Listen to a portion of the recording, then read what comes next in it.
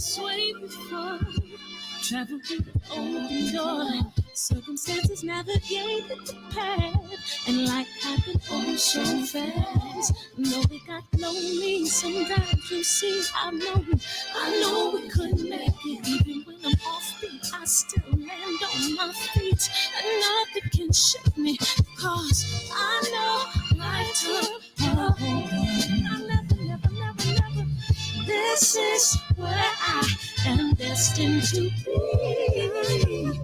I'm not ready to give up. No. I believe in the miracle of life. Life's a play for no rehearsal.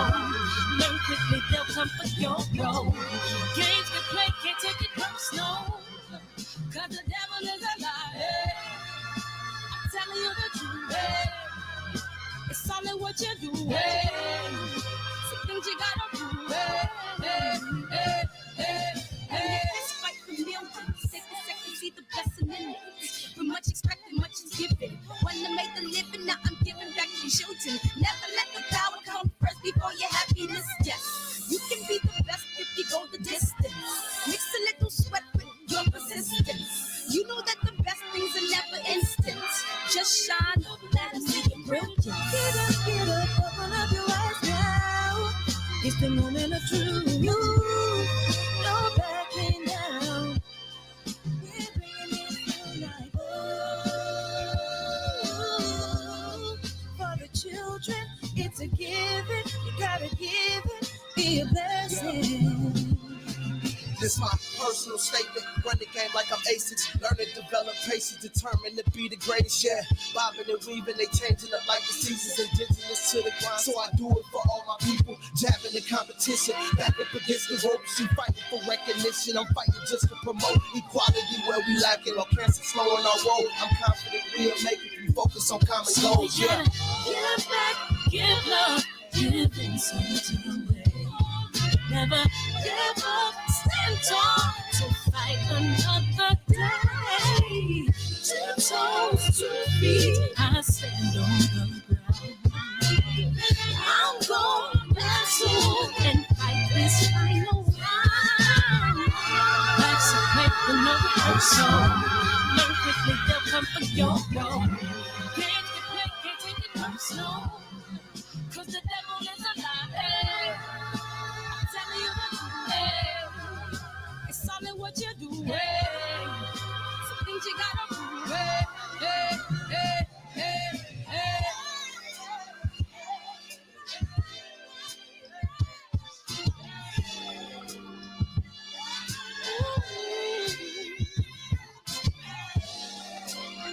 I'm gonna share all that I have and give to those in need. So we're gonna win this battle, fight that disease. No one gets your children leading hearts. That's young. We got to keep it open. No, I love you.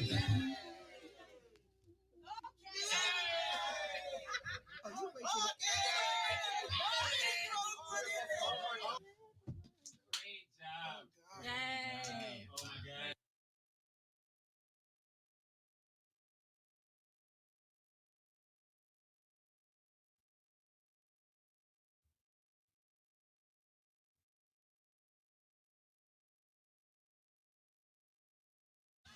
Cancer is killing, millions and millions of people. Me and my team, along with Sam Watson and his team, we're going to stand together and fight this disease. I come this way before. Travel through the open door. Circumstances navigated the path, and life happened all so fast. No, we got Lonely, sometimes you see. I know. JP, Eric, JQ, what it do? What it do? What up, Regency? What's up, Birdman? Birdman. Love is the word. Big homie Coop, what it do? G Brown, Corey Max, Club 57, Jeff Smith, Hotep, KB, appreciate you, man. BB, appreciate you. Bernard, DJ Dean, Carlos, Markadan, what's up, Don? Revelation Florin, appreciate you.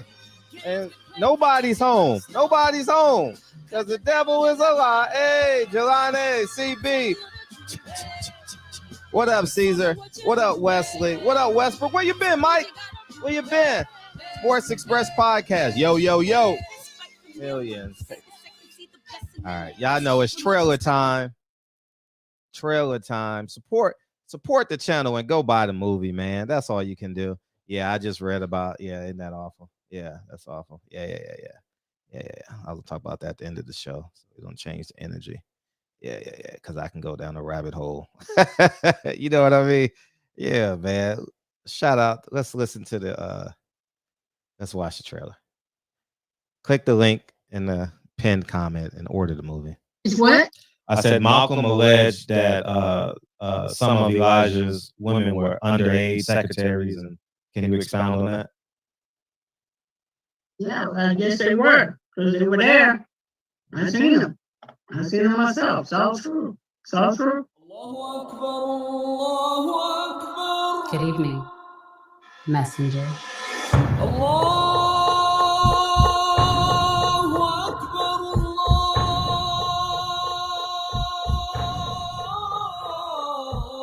You convinced us that you were the last messenger.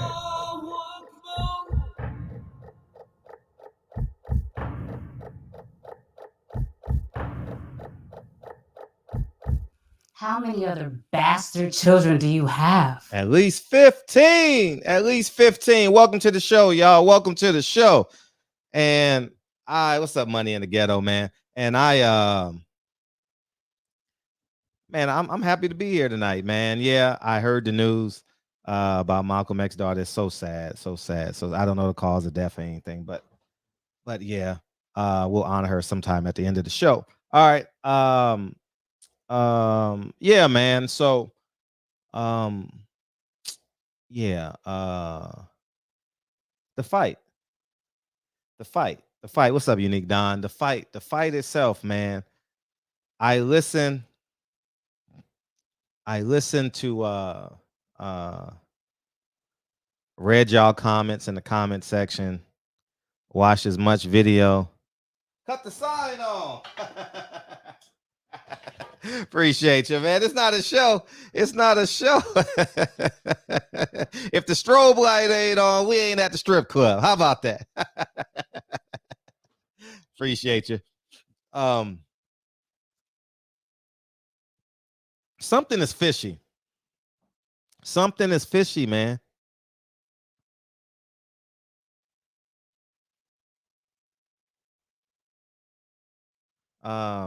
Something is real fishy. Something is real fishy. And I don't know what it is, but the alibis aren't adding up. I think they came into the fight with the plan to get out of there. I really believe that. When my ears went up when Kenny Porter said, I had plans on stopping the fight before the fight. Sean Porter didn't respond to his dad. He didn't acknowledge. It was just some weird things, man. It's like I don't grasp it. Like I try and make it make sense. I saw the video Blu-ray played on his page. I reposted it on my Instagram page. It ain't adding up, man. This shit ain't adding up, man. Like for real. And I'm not even on no speculatory things, man. It's just, it's weird. What's up, Dwan? It's weird, man. Like I really believe Sean Porter and Kenny Porter went into this fight for a check. I'm just saying, like, because how do you fight for 20 years and you know it's your last fight and you don't respond knowing it's your last fight?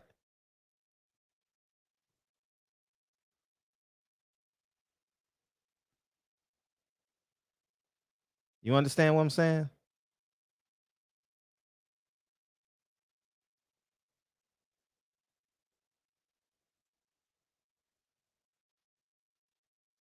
It's weird, man. Like, I'm opening up the phone lines, man, because the shit ain't adding up. I really think that they robbed us. They robbed us, man. Sean Porter didn't get hit. You gotta be cognizant of yourself if you're banging the damn banging the ring 4, 5, 6 times. You gotta be cognizant of what's going on. Whether you're buzzed, whether you're dazed, you have an awareness about yourself. And I think similar to the Triple G Kell Brook fight, real similar to that fight. I remember it vividly. As soon as Kell Brook got in trouble, they stopped the fight. I think they went into that fight knowing. And there's a piece of me that Sean Porter and Kenny Porter knew the betting line. I'm serious, man. Like, I'm dead ass serious. Because listen, Sean is a professional fighter. Why would he lunge?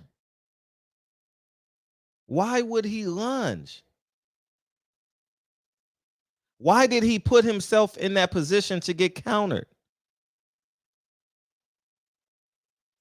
When Sean was saying that, I'm like, that's not right.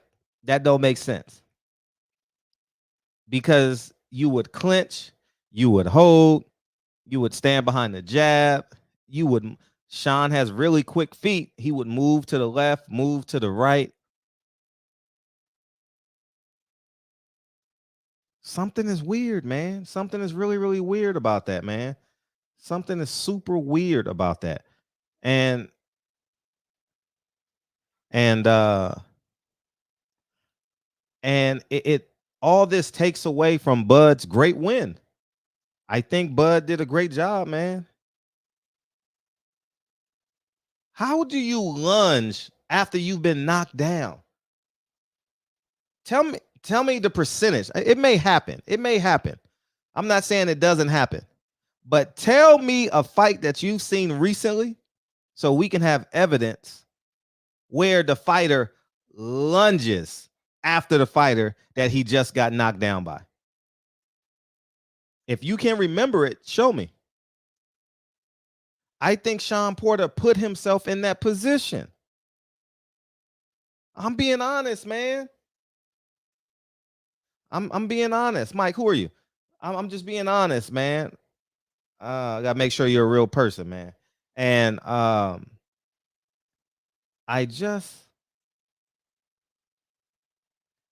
Sean has never done that before. Sean has never lunged after a knockdown. I've seen him fight, but to lunge and put yourself in position to get knocked down, that's weird to me. That's weird. I don't give a fuck. Don't do it. I'm telling you what my eyes see. I'm telling you what my eyes see.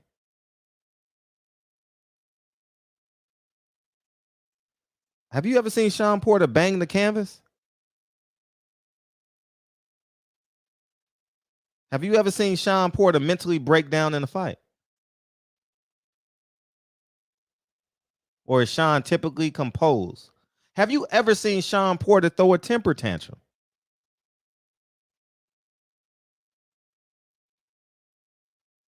It was out of character.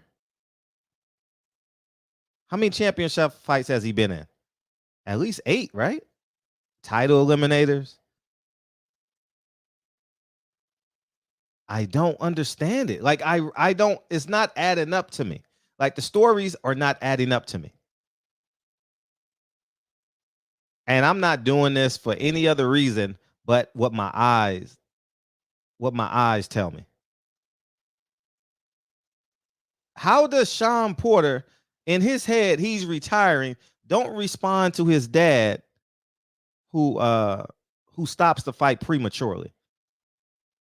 People say Sean was hurt. He probably was buzzed, but he wasn't that hurt, dog. He wasn't that hurt, man. I looked at it 100 times, man. I did my best. I did my best not to bring this up in conversation. But I really believe something's fishy. I do. I do. Watch that 10th round and tell me what you see.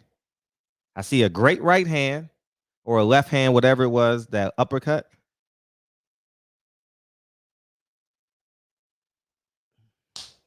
And I see a knockdown, but the second knockdown, I man, it's weird to me, man. It's weird. I don't know who you are, Mike. Hey, what's up, Bob Shaw? How you Hey, how you how you gonna put the screen the screen yard in? Then when I click it, you gonna say, "Oh, I gotta see if you're a real person. Don't even click me in." yeah, well, you got to show your face. You still didn't show your face. I was about to Oh, beam you. I ain't know you didn't say that. Oh, okay, what's up? What's happening? Nah, I'm just chiming in on this. It was a premature stoppage though. He stopped them though. But my thing is, I'm gonna say this off the real. Spence my favorite fighter. Just Right. cause you stop Porter, that don't mean you finna be the A side over Spence. Cause guess what? It don't matter about no pound for pound and skill set. It don't matter about all that when you got millions of dollars involved. Who gonna generate the most money? So by saying all that, you not the A side over Spence. You clearly not. So you might well take what he offering you 40% or something. You might well jump on that. Mm. You might as well jump on there and get this fight going. Cause you don't sell like Spence. I heard you on the soul. Ain't even sell 200,000, 100 some thousand, 150, 160, somewhere I up heard in there. 190. Huh? I heard 190. 190. Okay. That's not 50-50 split to somebody who's selling 350, 375 up in there. That's not. I don't give a fuck about that pound for pound bullshit. That don't mean nothing to me when you got millions of dollars involved. So you can't take a 50-50 cut, or you can't take no 50-50 split. It's just not gonna happen. Point blank and period. You agree? Mhm. Um, I'll I'll say this, man. The whole world texting me about Malcolm X's daughter. Um, um, I'm gonna let them negotiate that. I'm not in the space right now to. I would say that Earl Spence is would would probably deserve more. I don't know what that split is. I'll be honest. I I don't know. I know Earl Spence has 2 belts. I know the only person he hasn't beat of note is Danny Garcia. He beat Kell Brook and he beat Sean Porter. So they're pretty much neck and neck. He got Mikey Garcia and real And you numbers. got and you I got would and have you got and you got 50,000 pay-per-view buy on one fight. You got 120 against Khan. You got 190 against Porter. But Spence got 350, 375, 325. You selling out 50,000 in Cowboy Stadium. It's a no-brainer. The proof is in the pudding. Who the A side of this? Even though we talk about this A side, B side shit, I still want the fight. You coach. Well, I played Devin Advocate with Spence. Spence, you got to fight Crawford. Cause you got to fight him. I know we talking about this A side, B side bullshit, but Spence, you my favorite fighter, doggy. You got to fight Crawford. You gonna have to fight him, man. Point blank and period. Cause Crawford looking like Crawford right there with you at welterweight though. To be honest, He right there. If he ain't number one, he number two. If you ain't number one, you number two in the division. But you got to fight him.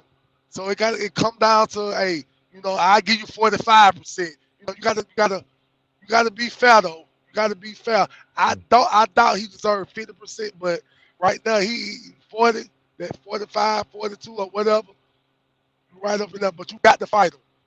You got to fight him. Yeah, I would. I mean, the common sense person in me would say Earl deserves the most. I don't know what the most is though. I really don't. I don't know if it's 60-40, 59-41, 58-42. I don't know, but it's getting closer because Earl, it'll be this week or next week. Earl hasn't fought in a year. You understand what I'm saying? And right. so that does have value that Terrence Crawford has momentum.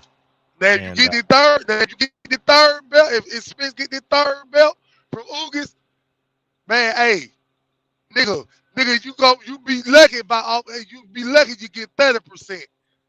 And you got 3-1 belts. So all this play a factor, man. We can't just play all that play a part of the money. That's at the end of the day, that's the end goal right there, the end game. It's money. So it's about chess. Now you get into chess. We ain't playing checkers no more. Cause you got potentially $50-60 million involved off this fight right here. So at the end of the day, hey, it boils down to money. But you got to fight them, Spence. Point blank and period. Ain't nowhere around that. Cause I got you beating his ass. I'm Spence. I ain't no Crawford fan, to be honest. I'm a Spence fan. So whoever Spence fight, I'm with him. I don't give a fuck who they is. Point blank and period. I think, me personally, I think Spence pound for pound number one. Crawford not. You ain't did shit. Let me ask you this. What Crawford did to be pound for pound number one? Undisputed at 140. Yeah, he pound for pound number one. What he did at welterweight. It's a composite. It's a composite. I had my concerns about or reservations about Terrence Crawford, but Saturday night he proved to me that he's one of the best, and I was calling him Harold. No doubt. I was calling him Harold Miner for a long time, and he proved to me that he's for real. And I don't want to discredit him, but what I do want to say is I believe Kenny Porter and Shah Porter had something on this fight. It's weird to me, man. How does Sean Porter not respond to the fight being stopped, and you got a temper tantrum 8 seconds ago? Man, that's to me, man. That shit. What Kenny Porter did, that shit to me, that shit showed weakness. Out of all his fights, soon he faced adversity, but he don't face adversity before, but not like this. You ain't never stopped all these fights, but soon he got knocked down twice. You feel like your son gonna get hurt, so you throw the towel in. That's a weak ass move. That man wasn't hurt for shit. He wasn't hurt. That man could continue, even though if he did continue and went to 12 rounds and finished, he would have lost the fight because he got knocked down twice. He still would have lost regardless. But let him fight all the way to 12 because he wanted to fight. Why you throw the towel in? For what? Appreciate. Yeah, you're right. I appreciate what the fuck the call. Huh? I said I appreciate the call. Where you from? I'm from Atlanta. Welcome to the show, man. Appreciate you. Welcome to the show. Welcome to the show. Good. I've been trying to get in though. Well, you're here now. My voice kind of sound fucked up because my voice. I don't give a fuck. Where you at? We ain't going out. We ain't give a fuck. No, good. Hey, I be watching you too though. I like your show, man. I love your show. All y'all boys, man. I appreciate you, man. I love it, man. Y'all be doing y'all thing though. No, I appreciate you. Man, get off my good. Get off my But I ain't gonna hold you though. I call back in another time. Appreciate you. All right. Yeah. Yes, sir. What up, Dion? First, what up? How you feel, man? Let me get Brandon. I know you only got 4 minutes. Trust your eyes. I got 4 minutes. Kenny Post antics was a takeaway from the fix, man. I believe it, man. I believe it. I believe it, man. Call right back in a second. I really, really believe that shit. Bro, it seemed like I went to the Detroit Lakers game yesterday, right? Yes. I swear to God, that dude acted like Sean Porter. Like he didn't turn up till he started seeing his blood. Mm-hmm. He was right in front of LeBron James' face, and then when the blood started hitting you, you just went crazy. I didn't see none of that from Sean. Like, and I bet $400 to all my friends. Like, Sean ain't the most skillful fighter, but he ain't getting stopped like that, bro. Like, come on now, man. Y'all disrespectful. They like, well, but bet. And I'm like, no, I bet. He let me down, man. And then Kenny, you disrespected your son right in front of the world. And Sean even turned around and he wanted to hear what he had to say. You know what I'm saying? Like, come on, man. Like, I don't understand it, man. At the end of the day, one thing that I did see, Bud don't like no body shots. When Porter was trying to in the opening, he hit him with a couple body shots, and that's when Bud's wrestling skills grabbed him, threw him against the ropes. Mm-hmm. Man, Bud don't like no body shots, but you know that's what Earl do. Mm-hmm. That's his attack. He didn't like Sean's body shots, so you know Sean is inaccurate. Sean is very inaccurate. Yeah. You know what I'm saying? So just imagine, you know what I'm saying, Earl coming in there and precisely tearing your body down. Like, I don't see. And then one thing too, I noticed too, is Sean had Crawford, like, where he would switch to orthodox. And that would stop Sean from like jetting in. But every time Sean getting back on the thing, Sean would go full throttle. And next you know, like I said, it goes back to what you saying, man. Like the corner. Like he had him uncomfortable. And then next you know, he turned into like Sean just turned into like he the best boxer in the world trying to talk about meet me in the middle of the ring. Like what the fuck? I don't know, man. He lost my $400, and like I said, man, it's not funny, Fred. I understand it, man. I've been there before, man. Come on, man. You sitting in a room. I'm talking about we sitting in a room downtown Detroit, about to go to the game, and it's just my guys just being too disrespectful, man. Like I said, I see him losing, but y'all talking about he about to get dropped. It was almost so bad he want to pay them niggas their money, man. I'm like, his dad threw the towel in, man. You know what I'm saying? That was whack. Bro. And you know, I was listening to CC this morning too. That might have been like a sign. A sign what? That like Kenny Porter don't want to take it goes back to what you said. Accountability. Accountability. But Sean might have been giving Kenny a sign. A sign of what? A signal. Oh, you talking about fix? You talking about when he threw his hands on the ground like I don't want no more? And y'all y'all thought I was hating last week. And I told y'all that the intellectual aptitude of that corner can't win championship rounds. You know, so you said it. But that's always Sean though. But it goes back to where you don't want to hurt your dad's feelings by saying, "All right, you got me this far. I need better. I need more." You know what I'm saying? That's what we needed right there, Blu-ray. That's what we needed. That's what I said, man. Could have won my $400. Nah, you ain't getting that 400 back. You got to go do some. You know, and then on top of that, Fred, I was just on top of that, I lost $400 on Sean Porter, and then on top of that, the Lakers didn't cover the 7 points. Yeah, it's compound interest. Yeah. You just had a bad weekend, but next week is coming. Oh no, I went downstairs and tore him up, so I came up on top. I don't know what you talking about. Oh, you was in Windsor. You was in Windsor. Nah, I was at the MGM. Oh, in you Detroit. went. Oh, in Detroit. Yeah. Okay. I went to the game, man. It was like the Malice in the Palace too. Yeah, facts.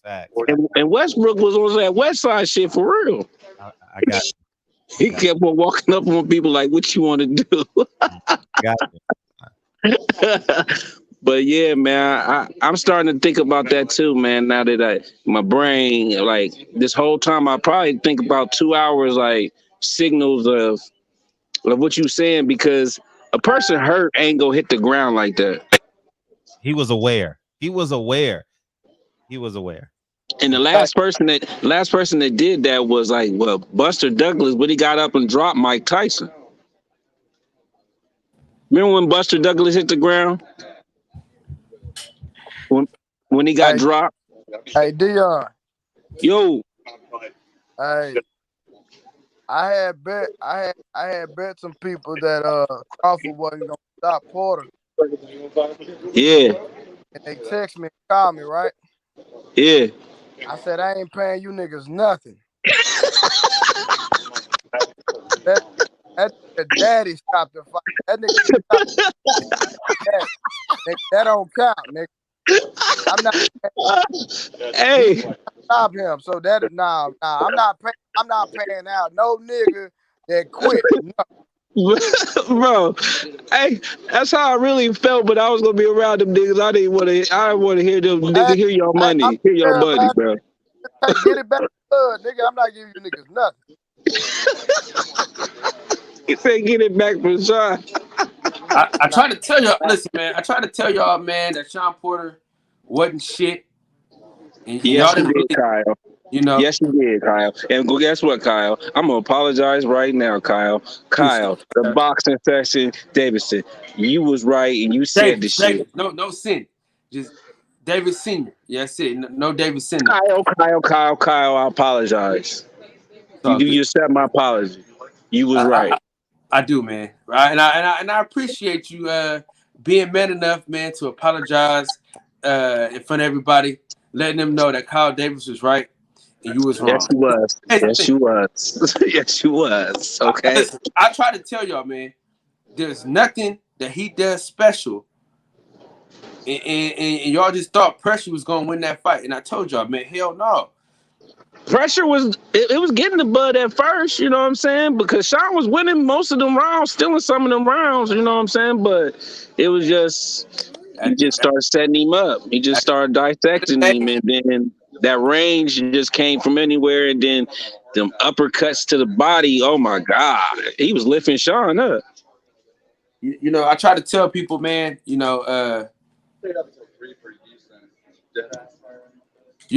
thing about it, the reason why Errol Spence didn't stop him was the same reason why Terrence Crawford was going to stop him. Yeah, because but you heard Bomac was like, get back to boxing. Don't be trying to bang. But Earl said, no, I'm beating you from round one at your own thing. Now, if Earl would have boxed him like he did Mikey, he would have got him out of there. You know what I'm saying? But if he would have hit him one more time, the thing that saved Sean Porter is his hand touched the canvas. Had his hand not touched the canvas, he'd have been asleep. You were trying to say he would have hit him again? He'd hit him again. He'd hit him 2-3 more times. But his hand touching that canvas gave him some time to get his shit together. See, when he got sat down on his ass when Terrence Crawford hit him. And me and Fred tried to tell y'all, man, the straight shots is what's gonna kill him. Hey, so what's up with the WBC? Like, what are they trying to do with that situation? Y'all see how I came. Listen, I didn't know Blu-ray was coming, but y'all know how. Y'all see how I'm coming, and you know what I'm saying. I'm just saying though. What's up with the WBC? Like, Kyle, what up, fam? Hey, Kyle, you follow me on Instagram, don't you? Come on, man. Is a pig porks the elephant heavy as water wet, man? You know. Oh, so that be you every time I see the boxing section. Okay, my bad. You damn skippy, man. Hey, why you don't be coming in? Why you don't be popping in? Well, I be watching, but I be at work. I be you at work, and man. Fred do the same thing. Y'all niggas come in, don't never pop out. Hey, I be going off of Fred. I be like, bro, come on, man. Nigga, Fred would not get on live. Hey, look, I'll be commenting and everything, man. You know what I'm saying? I be in the live. You made me mad Hey, today though, so I had to hop off. Hey, did you see the slow motion of the stoppage? Yeah, I'm gonna play it when Dion get off. I'm gonna play it so you can I'm break gonna it tell down. you this though. And then we'll Sometimes, bring if him you in. notice, sometimes your body react late to certain when you Oh get yeah, hit. I do gotta go. No, that's love, man. You spend your break with us, man. That's mad love, man. No, Hey, Man, what? salute Hey, to you, my man. brother. Hey, just in case, man. Y'all seen Bryce? What's up with Bryce? oh, he in school. He probably, you know, that's a good question though. He gotta go to sleep early, man. No, He's still Thanksgiving break, so he doing might be heartbreak coming in. stuff. He might be coming in this week because it's Thanksgiving break. Bryce, Well, holla y'all. at us, man. Hey, man. Y'all have a good holiday, man. And I'm gonna listen back in the chat, man. Appreciate you, man. All right, my guy. Yep. Hey, that looked like he was moving like it was Spike Lee's famous scene. You know what I mean? The dolly scene. Hey, what's up? Go ahead. I'm gonna set it up for you while y'all go ahead do what you do. And Yeah, I just think sometimes when niggas get hit with certain punches, their body react late to it. Cause All right, Kyle. So this is what I want you to do. I want you to break it down and show me what punch that he got hit with that he would have reacted late to, because I'm missing it. Cause first of all, he was tired as hell. So I told Fred this couple of weeks Hey, ago. Kyle, Kenny Porter said his conditioning was phenomenal. It's on record. We can pull it up. He full of dog shit. He full of dog shit. Just like them having war on the back of their goddamn jackets. Full of shit.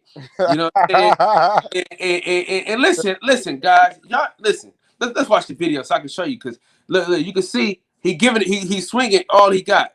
Right? Then look, bang, right there. That's where it was right there. Boy, he hit him in the neck. Shit, he hit him a few times. That motherfucker was Kyle. Fred, what is Kyle looking at? I don't know. He hit him right in the side of the head. Bro, he hit him in the neck. That was it, one time. So you mean to tell me that warranted a stoppage? What? Let me tell you this though. I'm tell you the honest to God truth. Payday. We want payday. Look at him. Look at him. He giving everything he got and he missing. Then bang, right there. Look, bam, right there. There it go. And he leaning. Boom. Hold on, watch this, Kyle. He missed right there, and then right there. Kyle, watch this, bro. Anybody knows boxing. Punch, you see that coming, it's not gonna knock you out, bro. Sean Porter seen the punch coming. Most punches that knock you out is the one you never see. Sean Porter was tired, man. He never recovered from that first knockdown when he got uppercutted. He never recovered from that shit. He was trying to fight through it. He was trying to he did what Earl, see, because where Earl messed up is Earl didn't throw no uppercuts after he had him hurt. When he came forward, lunging forward, Earl didn't hit him with no uppercuts. You know what I'm saying? Earl went right back to wrestling with this dumb nigga. You know what I'm saying? That was the difference between Terrence Crawford and Errol Spence. Errol Spence kept wanting to wrestle with this wrestling ass nigga. And because I talked to Terrence Crawford coaches. You know what I'm saying? Me and one of his coaches are hella cool. Yeah. And we talked about the fight. Fred, if you want to pull up the interview, you can do that too. About that interview. We care about this knockdown, man. He got look at him. He tired as hell. He didn't hit him with nothing. He got hit right there, bro. He got hit in the side of the neck and everything else he missed. And that warrants a stoppage, Kyle? Stop it, bro. A stoppage, Kyle? A stoppage. Kyle, we're talking about the fight is over. Listen. Look at him. Look at him, man. He is fully aware. He is fully aware, Kyle. Listen to what I'm saying. Man. Y'all trying to listen. Don't get Sean Porter out of this ass whooping that he took. No, hell no. We need. Listen, this is what I'm trying to tell y'all. See, we need. Kyle, hold on. Nobody's taking credit. Look, he hit him right there. Stop doing that, bro. He missed him, bro. He hit him one time in the side of the neck. And watch, Porter seen the punch coming, and he looked away to lighten the impact. And look at him. He's fully conscious, beating on the canvas. Cause he know he Nobody done, man. beats on He canvas, done, bro. man. You're not conscious, Kyle. Listen, look. If you see the difference, this is what I'm telling you. He was tired. This is why Coach Larry Ray is overrated. All his fighters get tired. Look how he was throwing the punches. He was giving everything he got. He knew he was done. He knew he was done. Look at him. Look, his legs already going down. Bro, listen. Payday. We want payday. I can't say that, man. That's what I said. You know, I don't know, man. I can't say that, man. I just can't do it. Bro. You know what I'm saying? Bro. All I'm gonna say is, listen, I knew Sean Porter was gonna sleep anyway. You know what I'm saying? If he didn't fall right there, if he'd have got up after that, he'd have went to sleep right after that. Because Earl could have put him to sleep too, but Earl wanted to wrestle with him. The point we're saying is we can say what we want to say. Oh, he could have did this. It has to happen. We can't play God. Oh man, you got cancer. You were gonna die anyway. No, man, play it out. We too busy. Let me put my TV on so I can see it like bigger. Because on my phone I can't really see the punches. I want to see it up close and personal. All right, I'm gonna bring Max in, but go ahead. All water just appeared on the floor.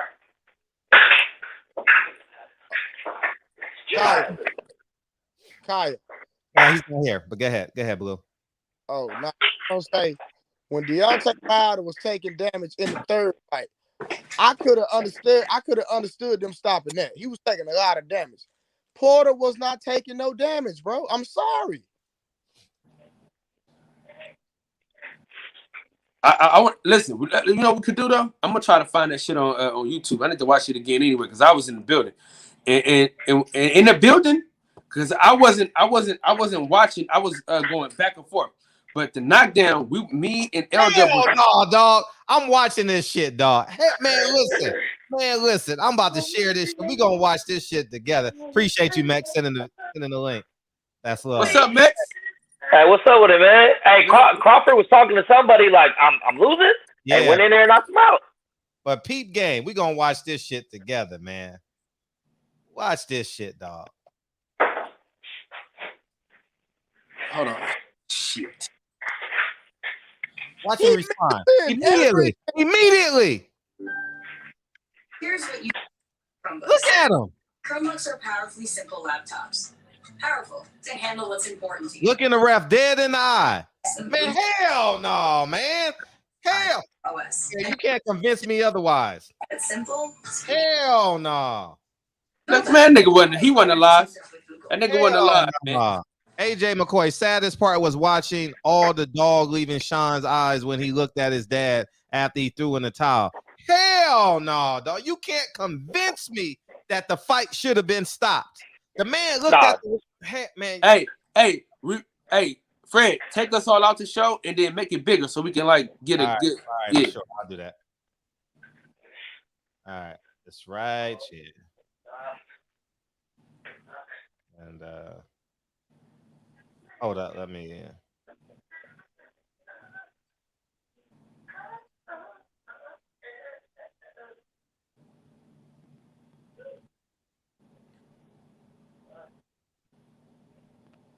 Stop, Kyle. Come on, bro. Chill out, bro. No. Chill out. He's fully aware. He didn't stumble. Nigga didn't stumble getting up off one knee, man. Didn't stumble getting off one knee. Let me see if it has volume to it. Hell no. Look at him. You said he was hurt from the Kyle. You said he was hurt from the past uppercut. That man was still fighting, looking that man dead in his eye, trying to take Terrence Crawford's neck out. Man, stop, bro. You tripping. How was he hurting? He was throwing the same velocity of punches Terrence Crawford was. Facts. Man, listen. Man, he responded to the first knockdown, and it was, man, this shit was set up, dog. Like, I'm convinced. I'm convinced. Oh, y'all want the volume?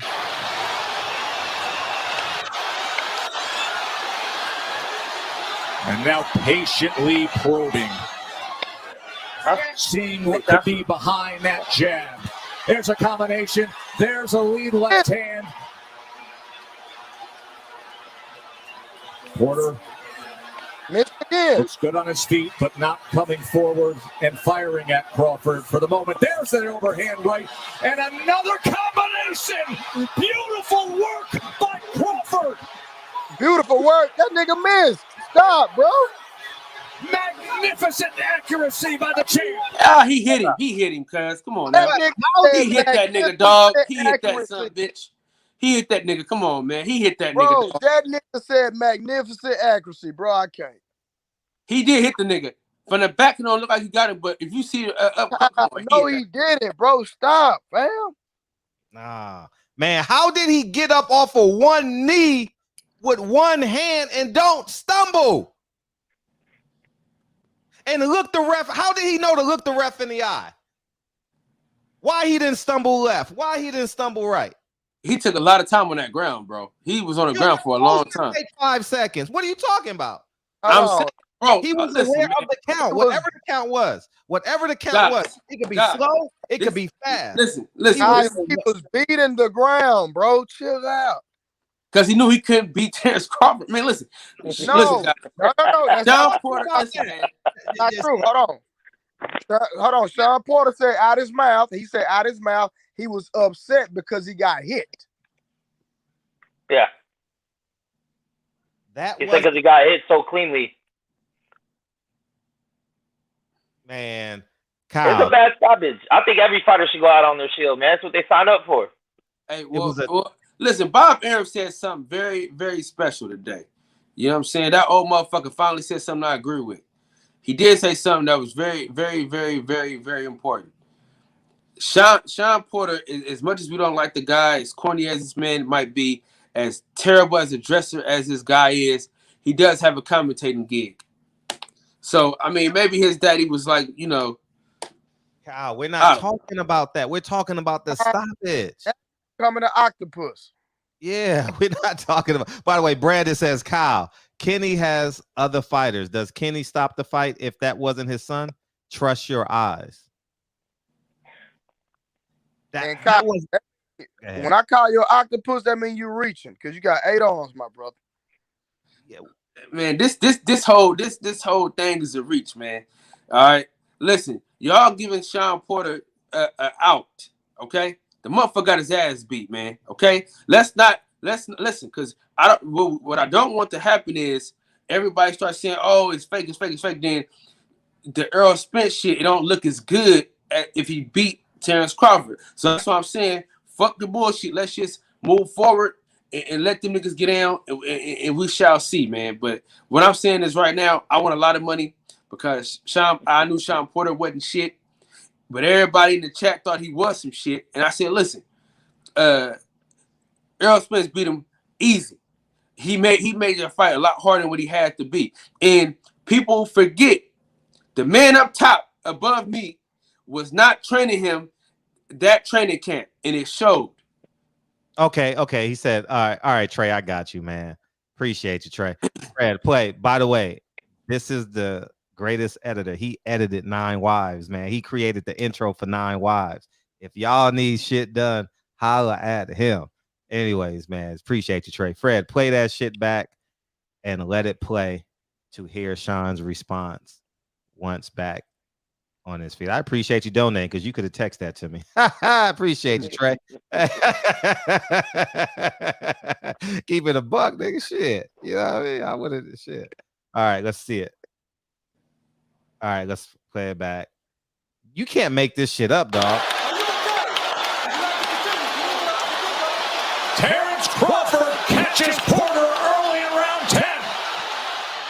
By the way, I'm going to tell y'all, this is the same look he gave Errol Spence. Look.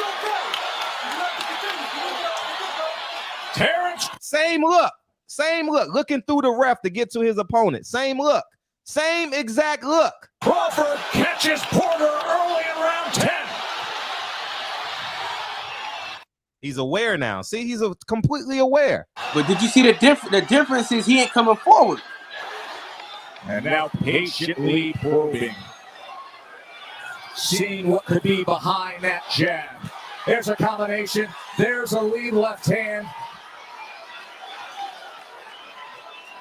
Porter Looks good on his feet, but not coming forward and firing at Crawford for the moment. There's that overhand right, and another combination. Beautiful work by Crawford. Magnificent accuracy by the champ.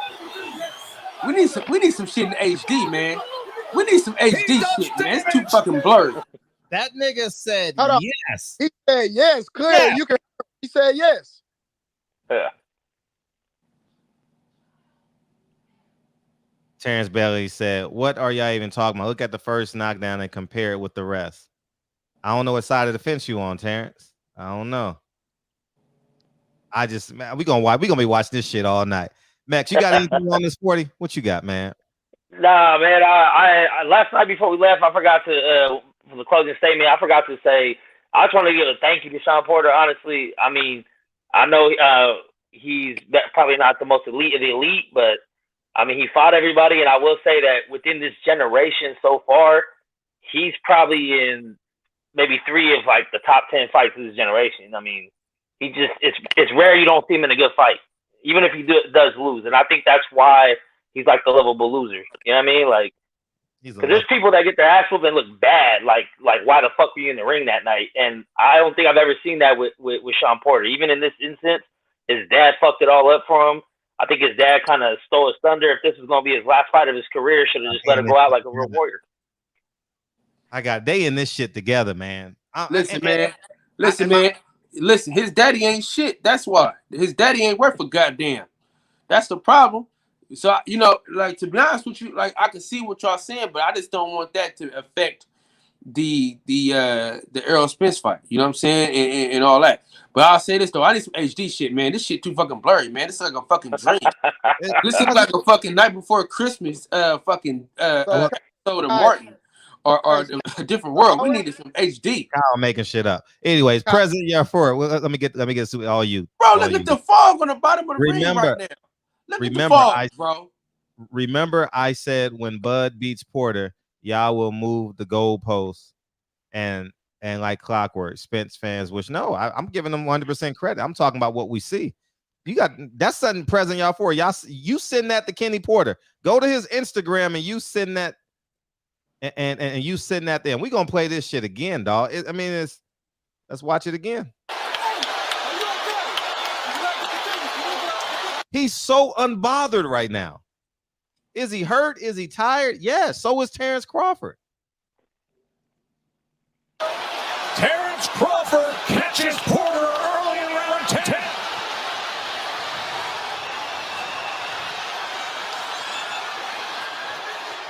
And now patiently probing.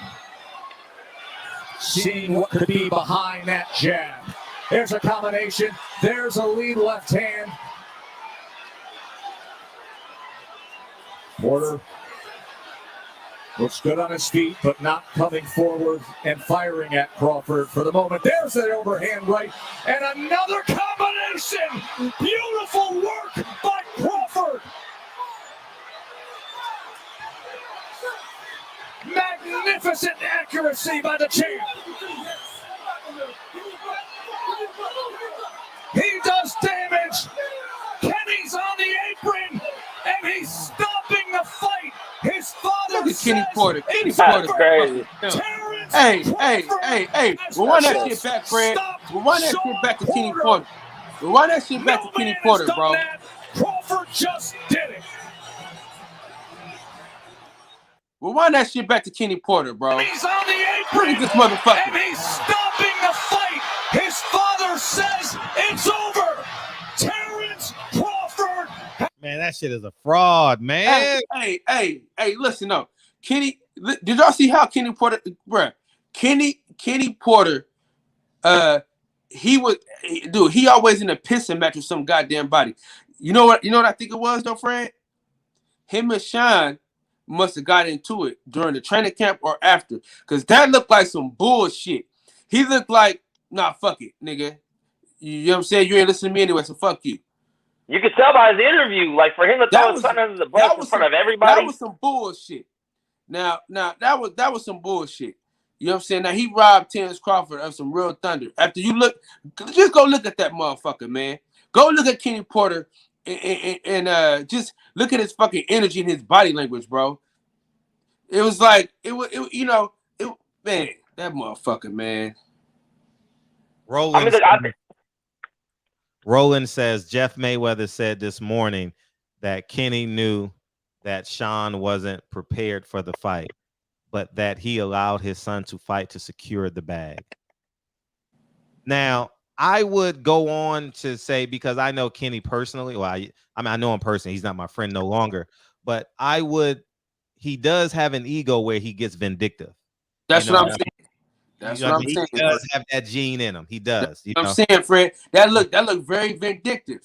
I mean, I know Sean Porter's getting his ass whooped, but that extra shit though, and then the shit after the fight, what he said and shit, you know what I mean? But at the end of the day, you can get away with that because Sean Porter's so fucking passive. Like, I mean, you can see like he kind of looked like he still gets spankings, bro. Like, let's be real. Like, look like his dad running everything. He's scared to tell his dad anything. I'm gonna tell you this, man. I love my daddy. You know what I'm saying? I got a silhouette of him and me on my arm. I'm a Niner fan because of him. I love basketball because of him. But at the end of the fucking day, I'm a man, bro. You know what I'm saying? I'm a fucking man, bro. You can't young boy me to death like this, bro. That shit foul, man. The whole shit foul. First of all, nigga, you took half the money anyway from the goddamn fight. So shit, you gonna stop the motherfucker too? Damn. Yeah. You gotta let him go out and chill. Last fight of his career, he gets slept. If the ref stops it, too many punches, so be it. I'm honest with y'all, man. I'm honest with y'all. Although Kenny Porter knew his son was probably gonna go to sleep, that was some extra shit he had on his mind. He remind me of one of them type of niggas, man. You know what I'm saying? He one of them niggas that if the baby mama ain't with him and shit, he want to leave he don't want the kids. You know what I'm saying? Unless he can fuck the baby mama, he don't. You know what I'm saying? He remind me of one of them type of niggas.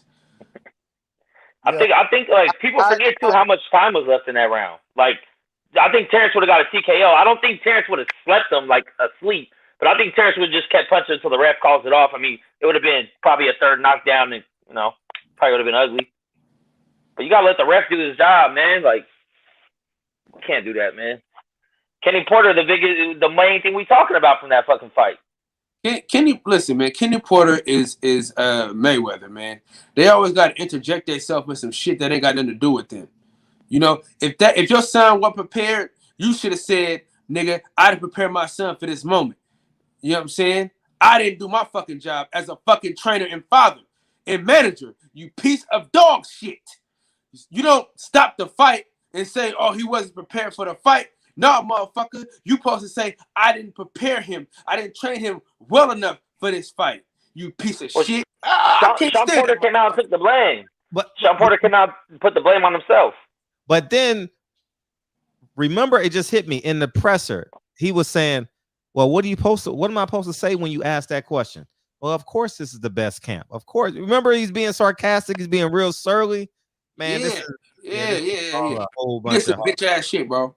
Yeah. And they were being recorded too, though. You can't make it seem like you're having a bad camp when you got your little 24/7 going. Man, it's their houses are 500 feet away from each other. Hey, Vegas got money because they know what they're talking about, man. Vegas had him like an underdog like that for a reason. Listen, I'm gonna keep it real with y'all, man. Like, I always like if I ever get rich, my plan is to buy like a big ass complex. Have all my family members stay in that motherfucker. But if my daddy talked to me like Sean Porter, daddy talked to him, get the fuck out my face, nigga. Everything you got, listen, everything you got is because of me. You might have gave me this, you might have gave me this gift, you might have put this battery in my back to be a boxer. But without me, you ain't shit. Nobody knows who Kenny Porter is unless they know who Sean Porter is. Motherfucker said they were at 9,200 feet training. Come on, man. There's no excuse. Any last words, man? I got to bring in some other body. No, man. Hey, I'm out, man. Thank you for the love, Fred. Y'all see y'all, man. All love, man. Appreciate you, Max. And appreciate you for last night. That shit was classic, man. What's up? What up, Fred? Hey, what you got? Shit, dog. I was saying that. My opinion, I think Kenny Porter better Terrence Crawford knockout. That's the only thing I could think of why he stopped the fight like that. He did what? Say it again. He betted Terrence Crawford knockout.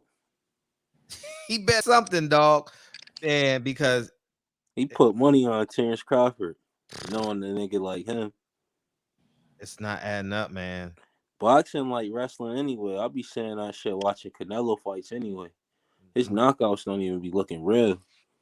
Like even that talking between him and Caleb Plant, that shit like motherfucker though. That shit like WWE watching Canelo fight. You need a refund on that 50. I got you. Shit, nigga. Give me 48 years. Give me 48 years. Shit, Sean, you saying Sean Porter wasn't ready? He was touching Terrence Crawford up more than he was touching Errol Spence. Man, how the hell he wasn't ready? The fight was even. Facts, he was touching him more than he was touching Errol Spence. Shit's out. The fight was even. That man was because it's an odd number. I think Al Hammond sent that nigga out there to die for Errol Spence and Terrence Crawford to fight. Man, listen, it don't matter what nobody say.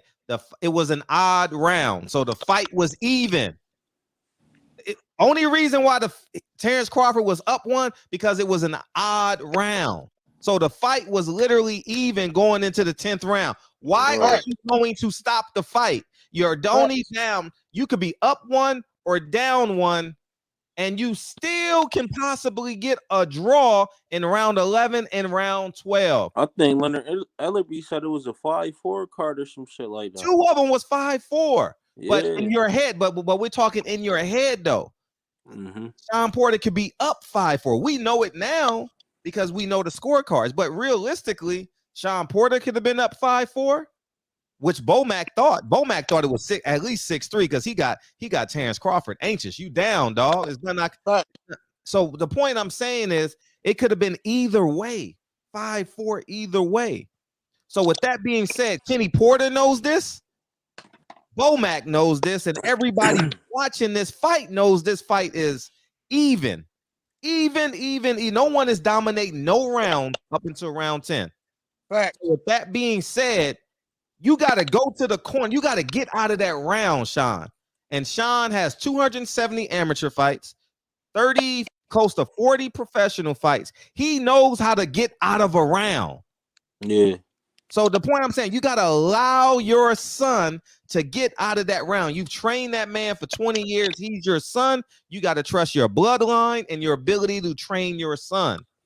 And he did not. Man, that nigga put it better in, man. I'm just saying, the under was the 10th round too. Just FYI. Yeah. I'm telling you, he cashed out. He cashed out on that fight and on that bet. Yeah, man. He knew Sean was retiring. After the fight, he said, "I've been planning Sean's retirement for the last 5 years."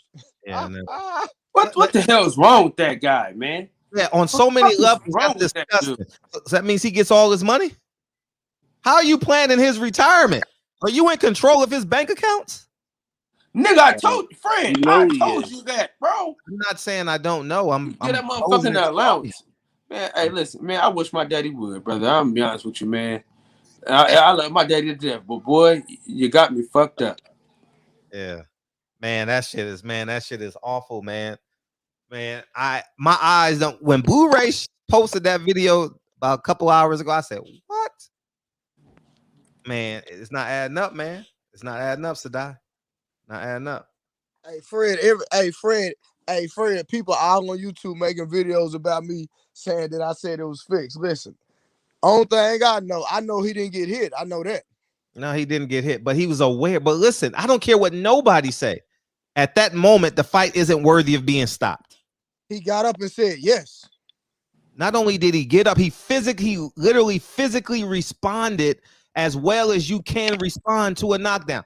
Didn't stumble. He's cognizant he's on the ground. He's aware of the count. He knows where the ref is. He's not holding the ref. He's not leaning to the left. He's not leaning to the on right. the ground like 5 times. He's aware. He's aware. He walked and he did a little trick. He walked away to get more time. That's a trick. Walk away, get more time. The ref go get you. You good? You good? And he sees his ref and he see his dad. Man, that's a move, man. That's a man. I'm just saying. Anything else to die? No, that's it. That nigga Kenny is snake though, man. Somebody need to stop that, man. Yeah, facts. Now, hey, listen, that motherfucker, he really ain't shit. He really ain't shit, bro. Listen, man. He is snake. Listen, man. I could talk about this because I got a son. And I for damn sure wouldn't do him like this. Appreciate you, Sadai. Let me get to the next caller. All right, peace. What's up, Terrence? What you got? Hey man, what's up, Fred? What's up, Carl? What up, dog? What up, dog? What's up, Blu-ray? What's up, Terrence? What's up, Blue? Chilling. Hey, look, man. The first knockdown. If you look at the first knockdown, he squared himself up, and that was a clean shot that he got him with.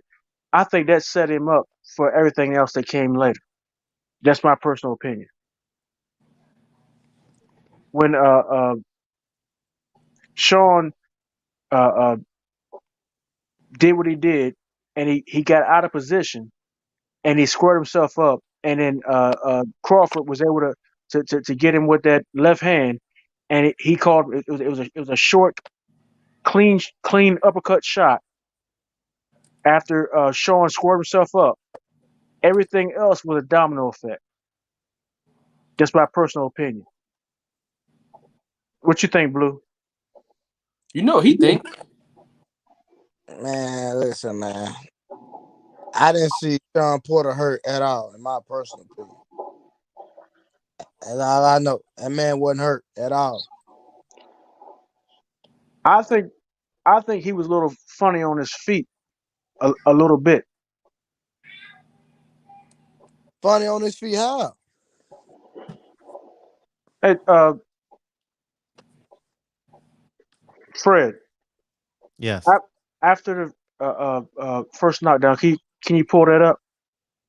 Yep. He was fighting just as hard. No. Nah, no, he wasn't. No, he wasn't. No, Hey, it wasn't. man. No, it wasn't. He wasn't fighting just as hard, though. Come on. No, it wasn't. No, He wasn't fighting just as hard, though. No, but the point of the matter is, I don't give a fuck if he's hurt, he got hit. It's boxing. Y'all are misconstruing the point. The point is the fight should not have been stopped. How the hell you're gonna stop a fight when the fighter is fully aware of what is going on? That's just an average knockdown. There's nothing unique or special about that knockdown. No, hey, Fred. There's degrees of hurt amongst different fighters. Now, this guy has. We all know this dude to be a warrior. This dude has never been hurt that we know of. He's never been, any type of degree of, of equilibrium being messed up or whatever. This is the first time we've seen this guy at any type of vulnerability in any sense of the word. This is the first time we ever seen this guy tippy-toeing in any type of sense in the ring. And we saw that Saturday night. You know what I'm saying? And his father saw that, and his father brought it into it. That was the first time we ever seen that. It's the first time his father ever seen that in the championship fight or any fight for that matter. And his father brought it into it. Now, I'm not saying that it was the right thing to do. I'm not saying that it was, it was a good thing to do. I'm not saying any of that. Am I a fan of Kenny Porter? That's my business. I ain't saying if I am or not. Oh, you a fan of Kenny Porter? I said, I'm not saying whether I am or not. That's my business. I'm not saying whether I am or not. Yes, why'd you bring it up? Get your happy ass out of here, Terrence Bailey. You a fan of a nigga that do his sound like that for the whole fucking world? No, hey, look. The reason why I brought that up is because I don't want nobody to even to try to say that I am or not. Why it don't make no difference though? Like, why are y'all don't? y'all couldn't be expert witnesses at all. You and Kyle are just all over the place right now. How would Kyle? R. West says, how would Kyle feel if the ref stopped the fight? The ref didn't stop bringing shit into the damn argument.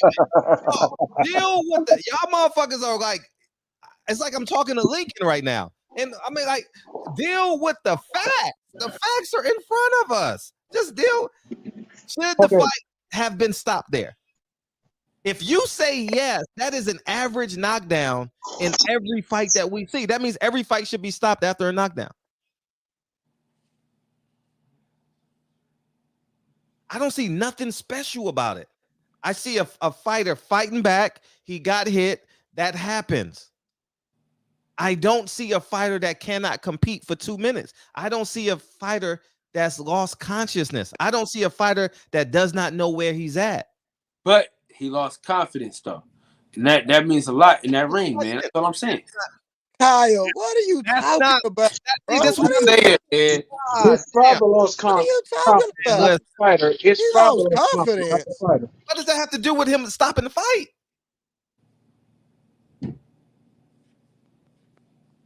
Man, I don't know, man. I'm telling you what. I'm committing a crime all by myself because I don't need no witnesses. None. Zero. His father lost confidence, not the fighter. His father did. Hold on, Kyle. Let me ask you a question, Kyle. Should Mark Breland stop the fight in the second fight with Wilder and Fury? No. What? He was taking a worse beating. Listen, I don't agree with. Listen, Oh my God! I don't agree. Listen, bro, I don't agree with Kenny Porter stopping the fight, Freddy, bro. did you hear that, bro? I don't agree with him stopping the fight, though. That's what we saying. I don't. You don't agree. Y'all saying the nigga didn't get hit. That's the problem that I have. Hold on. You seen the video? He got hit, bro. He got hit a few times. He didn't. All right, bro. Should Wilder Fury 2 have been stopped? That has nothing to do with what we saw. That guys, you guys are misunderstanding. Did you brush your teeth this morning? Yes or no? That's all we're dealing with the evidence. We're not talking about 2 weeks ago. The dentist said if you don't brush your teeth 14 days in a row, we're not dealing with that. Did you brush your teeth today? This is all we're focusing on. We don't need no comparative analysis. We're looking at what we see. What we see. I appreciate you, Kai, but there's no reason to bring up another example. We see it. This is what I'm gonna say. Hey, Fred, let me ask this question though. Go ahead. Do you agree with the fact that at the time of the first knockdown, do you agree or disagree?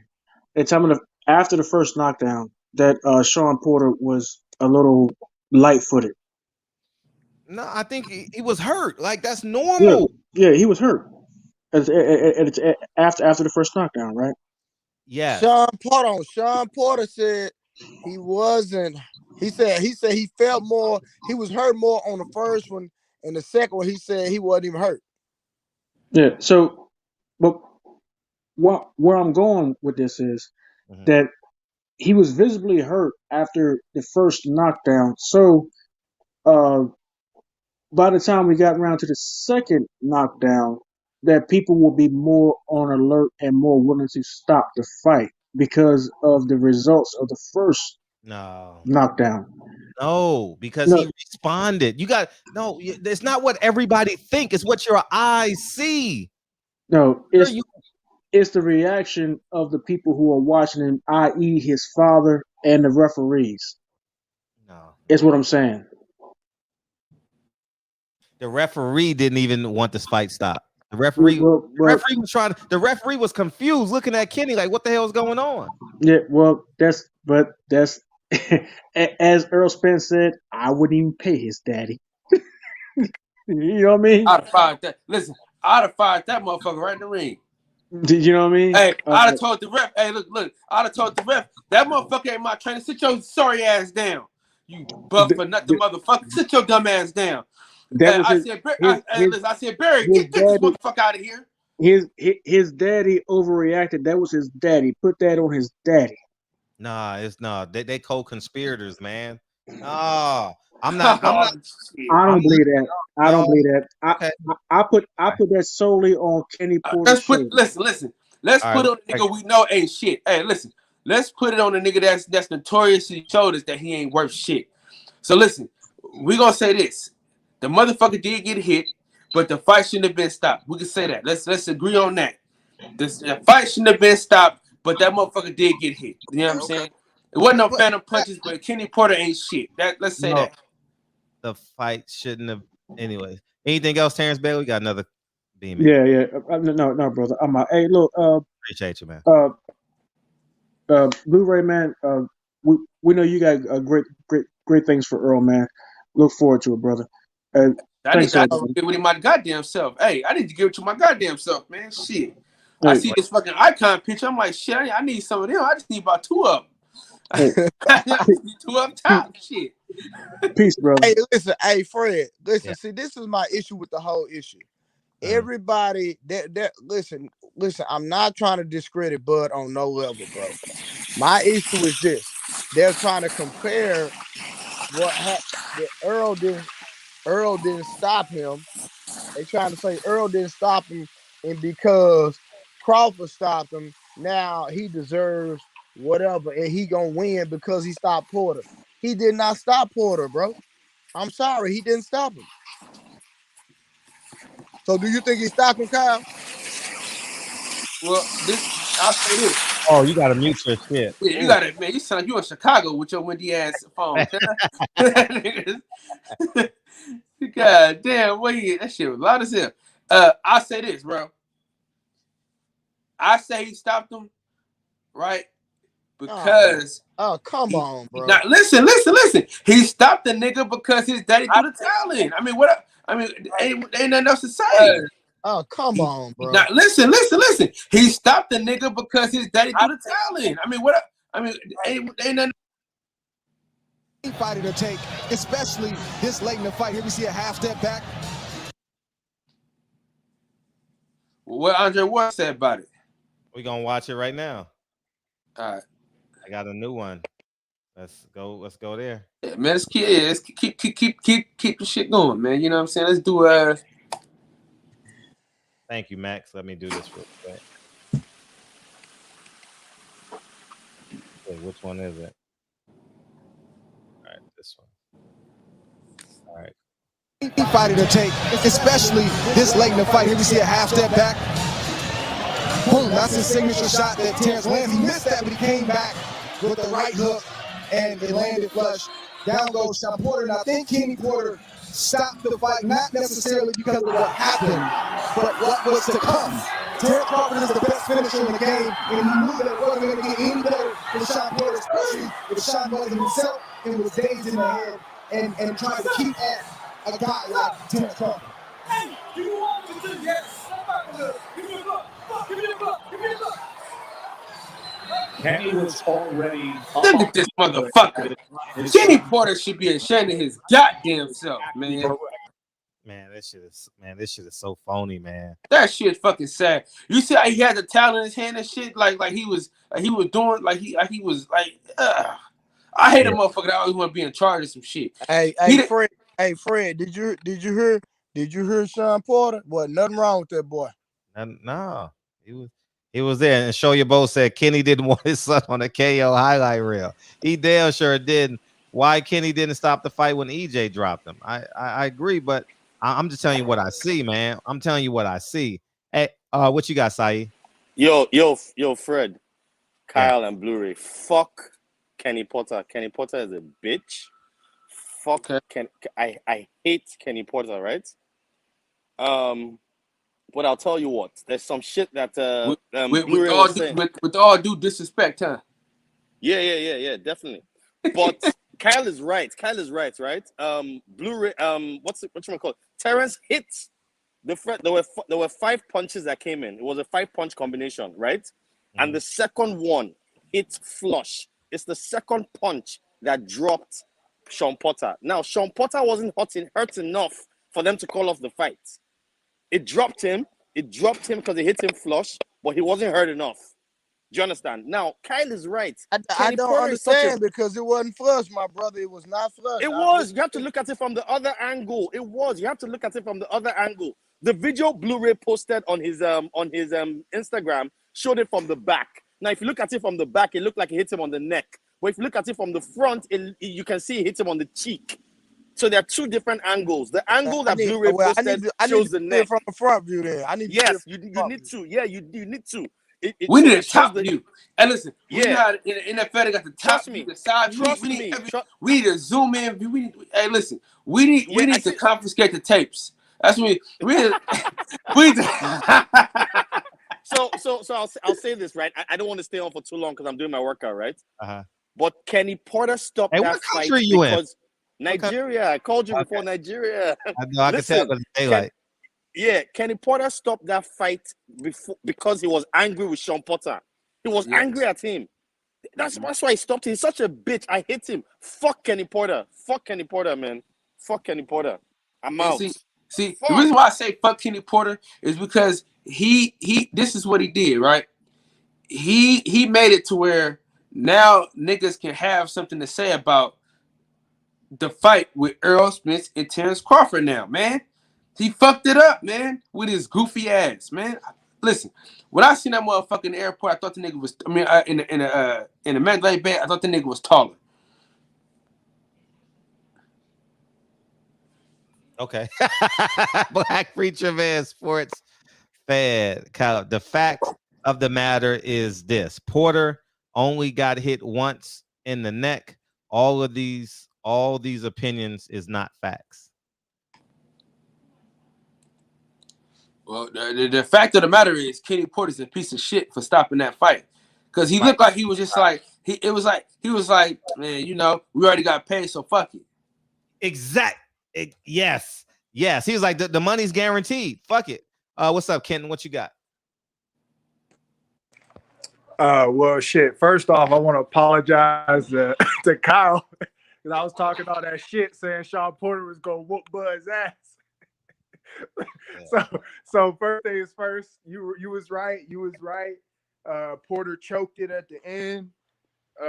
You know, as he has many times historically. We told y'all, man. Listen, me and Fred told y'all historically he is an habitual choke artist, a compulsive choke artist. When the money is on the table, you bet not bet on that motherfucker. You know what I mean? And I told you. Speaking of which, I ain't gonna lie. I did put 50 on him. I did put 50 on him to win 350. You know, that's 50 I threw down the toilet, but fuck him. You could have gave it to me, man. You could have gave that shit to me, man. I could have doubled your money. You know how they be scheming on Instagram? Man, give me 50, nigga. I'm gonna triple your money, man. You know what I'm saying? Well, shit. I know next time for sure. Listen, man. You can't trust the motherfucker that treat his kid like that, bro. You know what I'm saying? A nigga that treat his kid like that can't be trusted. And so I don't blame Blu-ray for saying the fight was fixed and all the other shit. Because when you're dealing with a motherfucker like Kenny Porter that wears sunglasses in the fucking building, you know what I'm saying? When it's dark as a motherfucker, you can't be trusted, man. They prescription. Relax. Nah, I'm playing. Nah, I don't trust that motherfucker. Listen, I seen Larry Wade. He had glasses on in the Mandalay Bay. It was dark as a motherfucker in there. So why the fuck he got on sunglasses? I want to ask him. You know what I'm saying? But you know, I ain't have my homies with me. You know what I'm saying? No, but I mean, it was a fantastic fight. You know, personally, I thought Porter was winning, probably 5-4, or until that double knockdown, of course, because that was a 10-7 round at that point. So I think he was down. Hey, the referee is coming in the motherfucker, boy. Is that a new thing they doing to offset Deontay Wilder slow ass count? Is that what they doing? Because that Sean Porter count was slow as a motherfucker, bro. I'm like, damn, that motherfucker been on the ground for a minute. I was thinking the same thing though, but it's like if he really did need like a whole ass breather, like just to get back up. Like, listen, bro, I don't know. He took about 5 seconds, nigga, to beat on the goddamn canvas. Yeah. Then he sat there on his knees and shit like, God damn, what I get myself into. And then his dad, he knew. I think I'm telling you, that fucking Kenny Porter, man, he ain't worth a good goddamn. He ain't worth this shit on a roll of toilet paper. That motherfucking Kenny Porter. But like the thing is, like I don't understand, like if it's fixed, like what would Sean Porter and Kenny Porter gain from purposefully losing to Terrence Crawford? Like, what you mean, boy? You know how much if money was Sean on him? Porter wins and he gets the second fight with Spence, that's a huge fight, bro. Like it's a rematch. He was gonna retire either way, though. He was gonna retire either way. I'm gonna tell you what they would have gained. Listen, I put $50 on the ninth. Listen to me. I put $50 on the 9th round to make $2,900. What? Yeah, nigga, that was the odds for the 9th round. I put $50 to get $2,900, and I almost got it, nigga. If he would have got it the round before, I would have been rich. So the bet was for Crawford to knock him out in the ninth. You know they got prop bets. Yeah, round by round. Oh, okay. But was the bet for the fight to end on the ninth or for the double knockdown in the ninth? No, to be knocked out in the 9th round. Well, the under was 10 the 10th round, 1:30 seconds to the 10th round. And you know the fight got stopped real early in that 10th round. Oh, so okay, I see what you saying. Oh man, I just don't trust Kenny Porter because he wears sunglasses at night. You know what I'm saying? Yeah, and man, you know what else though was just the way he talked about Sean after the fight, man. That's what I'm saying, hell, man. Bro. He talked about that man like a goddamn dog. Bro. Listen, man, he talked about Sean Porter as if he didn't make him a millionaire. That was my dad. I'd have snatched that mic out and said, "Hell no! Nah. You not about to say this shit about me." Listen, I worked my ass off. And he just stood there. Hey, listen, when I tell my son to do something, he don't do it, and I yell at him, and he just look like he do one of those. That's how he look just like my fucking son. My son is 3 years old, bro. So, boy, go get a pull up. That's how he look. Get your ass in there and go get that pull up. Nigga, if I beat your ass. That's what he told Sean Porter. Get that goddamn pull up, nigga. You know what I'm saying? That was awkward as hell, bro. Like, man, I would have retired after that too, honestly, bro. Like, it's like, hell nah, man. I ain't doing this shit with you no more, Dad. I'm done. Hey, but you know what? He can't. You know why he didn't say nothing? You know why he didn't say nothing, right? Why? Because the check was made out to Kenny Porter. Oh damn. Oh damn! Come on. Oh damn! Come on, man. I want to spend Red's money. Man. Hey, I think Sean Porter said, man, I just got about $4 million. And nigga daddy said, no, I got about $4 million.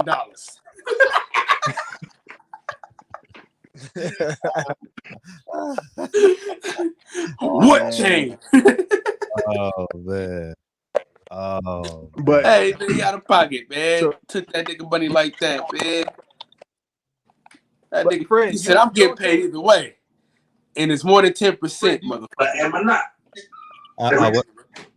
The stoppage, I agree, was like that stoppage was shit. But do you think Porter could have made it those last 2 rounds? Hell yeah. Hell yeah. Okay. There's no doubt in my mind. There's no doubt in my mind because how he made a conscious decision to play offense. Go watch it. He made a conscious decision. He could have fought from distance and got out of that round. He saw something that he wanted to be aggressive on. Say hi. Oh, okay. Yeah, that's fair. That's fair. I see what you're saying. Mm-hmm. Man, yeah. I mean, I wish he hadn't stopped it, man. Like you gotta let him get knocked out right there, bro. I mean, this fight is everything. The stoppage just don't make no sense, man. If he gets that rematch with Errol, then that's an epic fight. If he somehow gets through those last couple rounds, he's a legend. You know, it's like that. Kenny Porter need his ass slapped for that stoppage, no matter what. Like, even Sean gonna have to live the rest of his life. Like, damn, what if, like, and that's gonna be. But funny thing is that's what fans gonna be asking him his whole career. Why did your dad stop the fight? That's gonna be That's gonna be the number one question of Sean's career. Why did your dad stop the fight? Yeah. Yeah, you know. Anything else, Kenton? No, sir. No, sir. I appreciate you Man, letting that's me in. love, Y'all be good. man. Totally appreciate you coming on. Thank you, man, for coming back. Anytime. That's Peace. love. That's love for sure. For sure. For sure. What's up, Champion Heart? What you got? What's going on, brother? Feeling good. You doing all right? Yes, we well. All right, Blu-ray. What's happening, brother? What's up, bro? All right. Yeah, you were showing that replay, man. Crawford only hit him with one punch from that whole combination. I think the last three punches he missed. You know what I'm saying? If you slowed it down in slow motion, you could clearly see the last three punches of that combination. Crawford missed. Yeah, I got another angle. Let's watch. Yeah, he hit him. Hit him with one punch, and then the last three he missed. All right, let's watch it.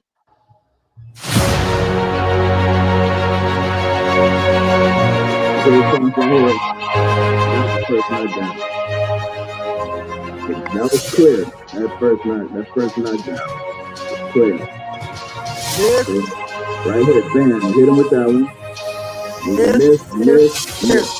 Missed all three of those. Oh, you mean to tell me that fight need to be stopped? Yeah. Hit him with right there. Hit him with that one. Bam. And put him still up. It was missed. All three of those. So, I mean, he could, did the last two rounds, man. But what I'm thinking is that when you were talking to Bob, you was telling him that Kenny said that they were gonna stop the fight before it even started. Mm-hmm. You know what I'm saying? Yeah, he was confused. Yeah, right. So what that's telling me is they didn't want the fight, and that they were looking for the first opportunity to get out of it. Right. You know, and that was it right there. And I can show it to you on this angle, but I can prove to you that Sean Porter has his wits about him in between the first and the second round knockout. I'm gonna show you. I just saw it. Porter should not have retired. He should have done what Mosley did: leave his father for a new trainer. yeah, I told you that yesterday. I said that. Yeah, but watch this. You're right. But watch this. I'm gonna show y'all. Let me mute it so we can talk. All right. This is the first knockdown, right? Okay. Now look. This is how I know Sean, because I've seen Sean spar about 25 rounds. No lie. Watch. He throws the right hand. He understands where he's at in this fight. He throws the right hand. He grazes Terrence Crawford, right? He grazes him. So that means remember, he was playing. If you put these two pieces together, he was boxing and then he got aggressive because he thought he could have landed that right hand. Now when we play it forward, now watch. Terrence Crawford is going to slip, rotate his hips. He's going to miss. Look, he's going to slip. He's going to slip, rotate his hips. Sean will hit with the right hand. Now watch what Sean do after he put the right hand up. Look, watch him catch the left hook. Get the fuck out of here, man. He caught the left hook. He is aware. You didn't share your screen. I'm not seeing what you're saying. Oh, y'all can't see it? Yeah. Oh shit. My bad. Damn. Oh man. Let's all right. Selector. Rewind that selector. All right, here we go. I'm sorry, y'all. All right, Sean. Look, Sean is fully aware of where he's at in this fight because of how he responds. Watch how he responds. Throws the right hand. He barely he touches Terrence Crawford, right? Right. So remember, he was boxing before this for about 15 seconds, and he gets aggressive and he grazes him with the right hand because he thought he could land it. So he is aware. He went from the off his back foot to being the aggressor. He understands what the hell is going on. He throws the left hook because he thinks he got him. That's Sean Porter 101. That is the only thing difference is you're used to him doing that shit against the ropes. The mistake is he's doing it in the middle of the ring. Now, boom, watch this. He slips. He gets caught with the right hand. Now watch him catch the left hook uppercut. Watch, whatever you want to call it. Caught it. Boom. Boom. Man, he is aware. Now, he's even more aware because he knows exactly what he did. He lunged in the middle of the ring. And if you've ever sparred, you know exactly what you've just done. Bro, he hit him a lot of times, dog. No, you're still missing a point, though. He is aware. Yeah, he hit him. He hit him. But Sean is aware. Kyle, he did not hit him a lot. Stop it, bro. How many times you hit the nigga, man? Come on, man. Once in that combination of punches, he hit him one time, and it wasn't even no hard punch, bro. Stop. Yeah, when man. When Earl hit him, bro, his eyes went in the back of his head. Go slow that one down and play. Man, that motherfucker that had to be rebooted.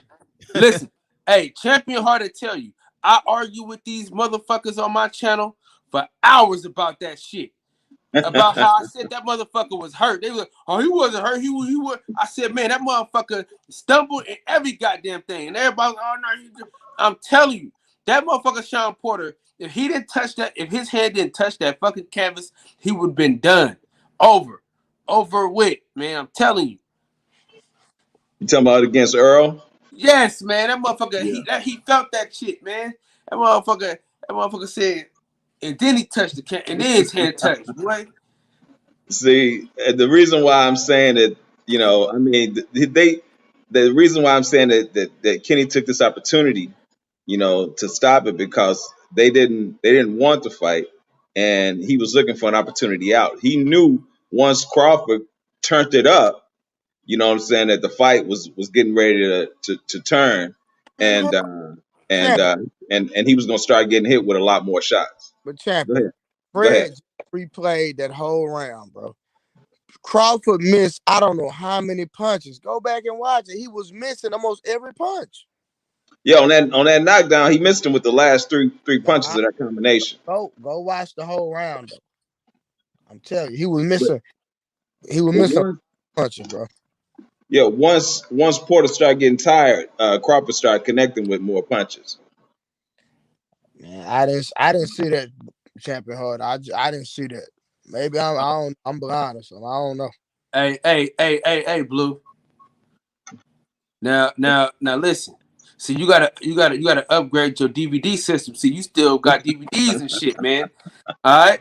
You know what I'm saying? You gotta get with the streaming services, man. I'm telling you. Listen, you gotta start calling you stream. You gotta call you Streamway Fitness from now on, man. Listen to me. I'm telling you. All I'm saying is the motherfucker got hit a few times. All right. Kenny Porter.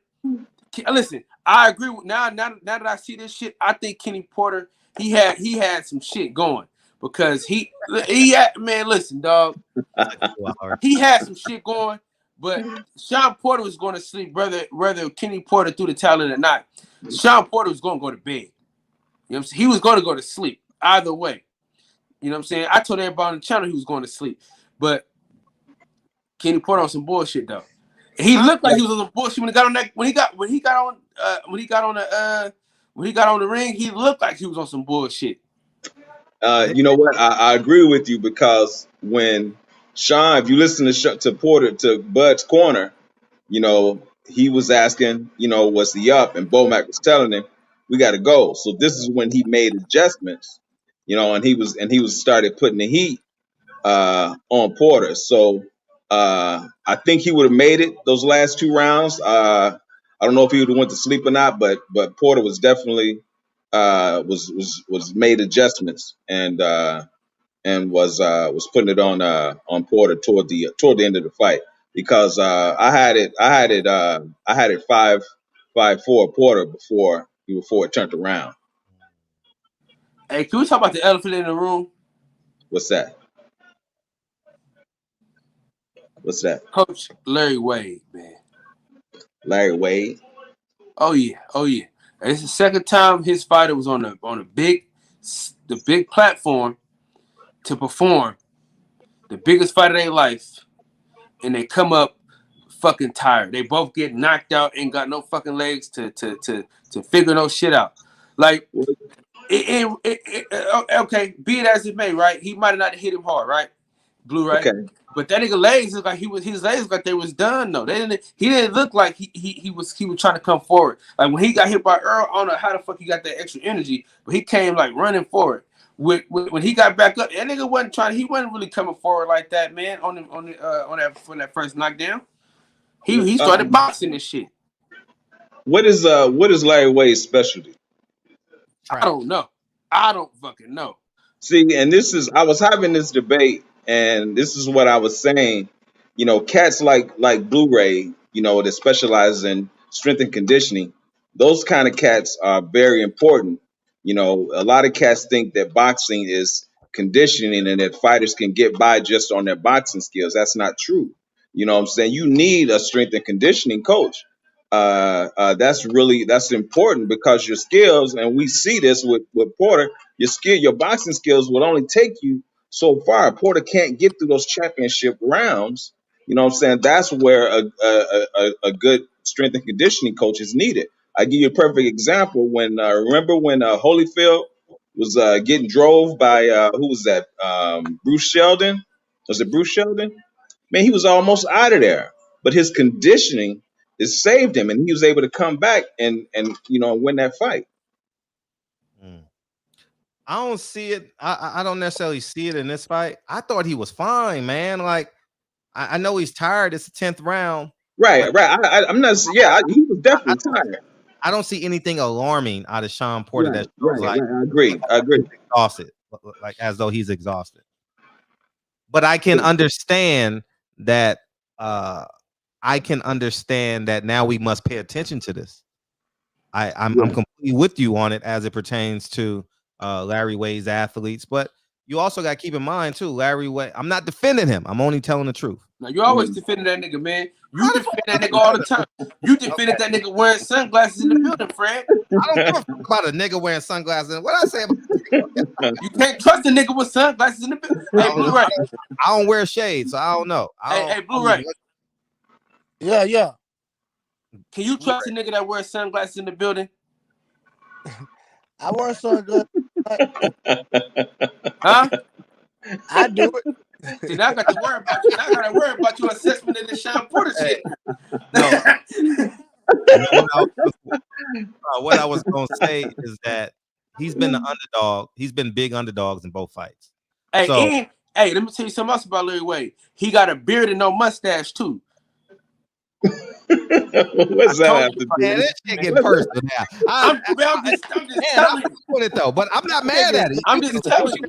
The only thing he don't got is 2 first names. Hey, listen. The only thing he don't got is 2 first names. That nigga. Check all the boxes, man. Bro.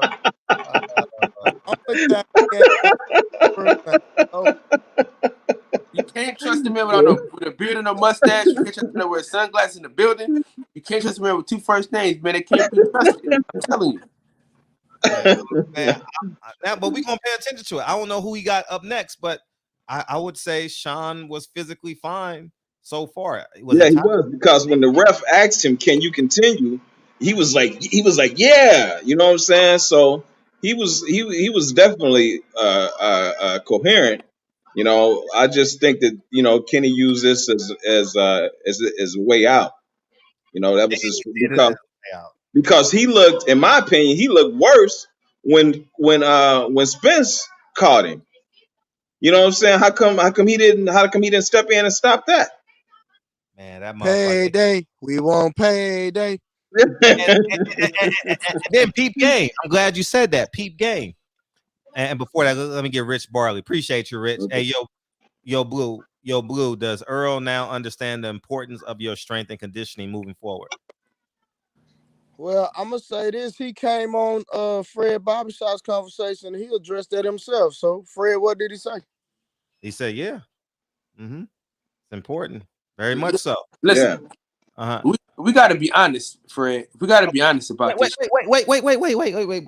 Let me finish my point, and then I don't know if it's gonna. I don't know if it's gonna add or take away from your point. Yeah. They said they were gonna retire after the Earl Spence fight, right? Right. That's what he said. Why didn't Kenny Porter get on the apron against Earl Spence? That's a lie. how the hell they were gonna retire after the Earl Spence fight. That's it's a whole sack of hogwash, man. It ain't adding up. It ain't adding up. Because guess what he wanted after the fight? In the press conference. A rematch. A rematch. Yeah. Man, come on, man. It ain't adding up, man. The story ain't adding up, man. Story ain't adding up. Anything else, Champion Heart? I got people. Yeah.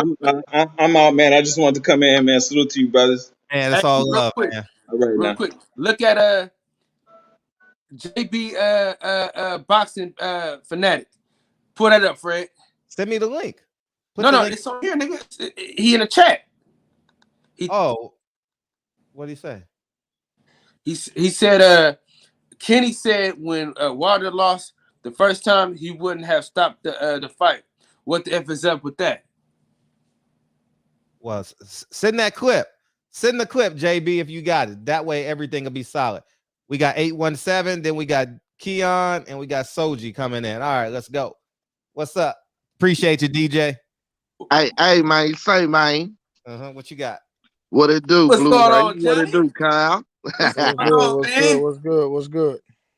Hey, man. I wish you was in. Hey, hold on real quick before you get started. I wish your ass would have been in Vegas to see Sean Porter get that ass whooping that you wanted him not to take. You knew he was gonna take that ass whooping, but you didn't want him to take that ass whooping that he took. But go ahead, man. Go ahead, 817. I had to say that for you, man. I had to say that real quick before you went. Say, check it out. I wanted to see him take more of an ass whooping than what he took. What the fuck, man? Say, look here. I'm the type of cat that use the facts, you know what I'm saying, and try to read in between the lines. I'm like Fred over there. Your boy lying, he's full of bullshit. Check it out. There is a total disdain that Sean Porter and his daddy have for Earl. It's a jealousy, right? Because Earl was able to do shit Sean wasn't able to accomplish, and they watched it the entire time.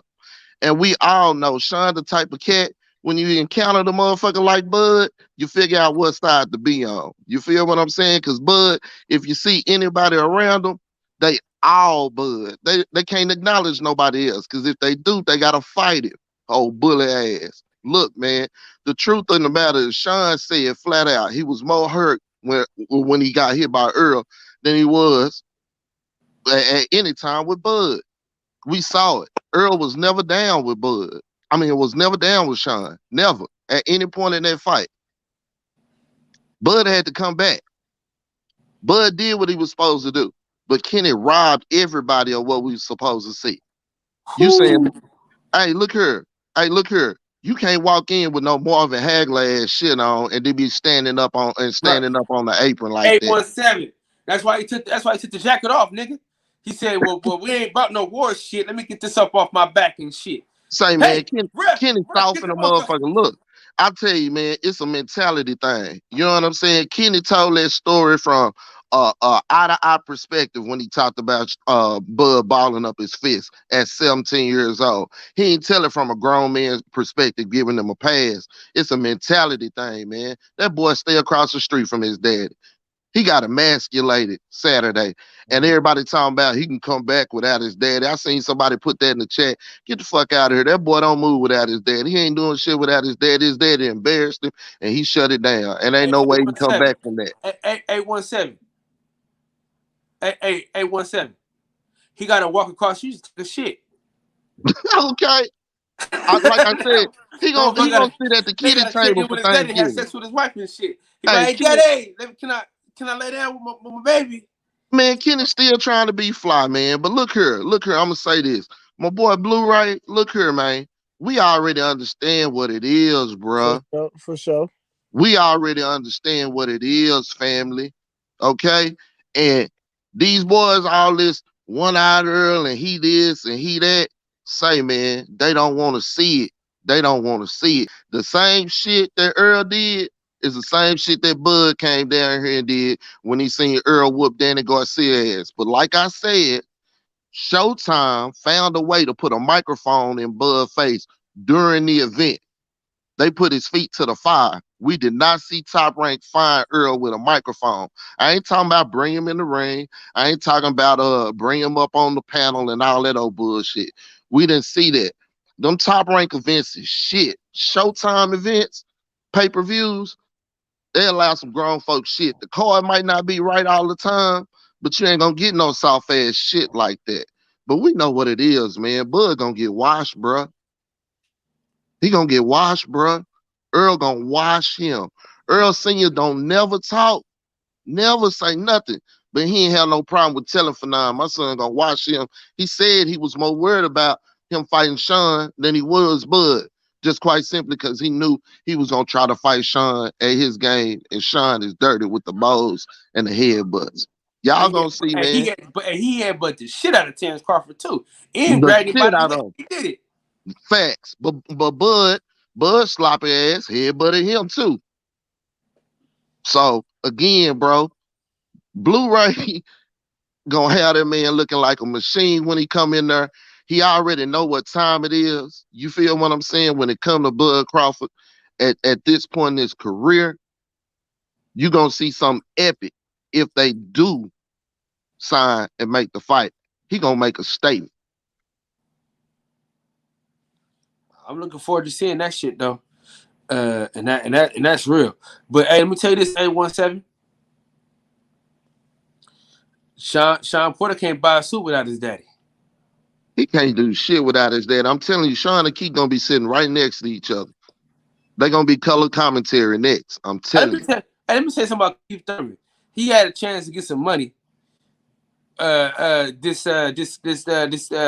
coming month. Well, not this coming, but like in January. He said, "Nah, I don't want to fight him. This motherfucker don't want to fight no goddamn body. He need his ass whooped. That's what he need." Say, man, Earl take all that being doubted in. You feel what I'm saying? And one more thing, real quick before I go. Say, man, hey, Floyd know that Earl got his card, so to speak, from that sparring session. Everybody remember that. And everybody bringing it up when they talk about Earl Spence. So for him to lean on Bud to be Earl, he wants to erase that memory. Say, he got a fighter in Gervonta Davis that could possibly beat everybody in between 130 and 40 pounds. But he too scared to put him in there, not quite simply because of what might happen, but because he might outdo him. Hey, listen, Floyd man. always want to be on top. He want that sparring session to disappear, bruh. And it disappears if Bud beat him.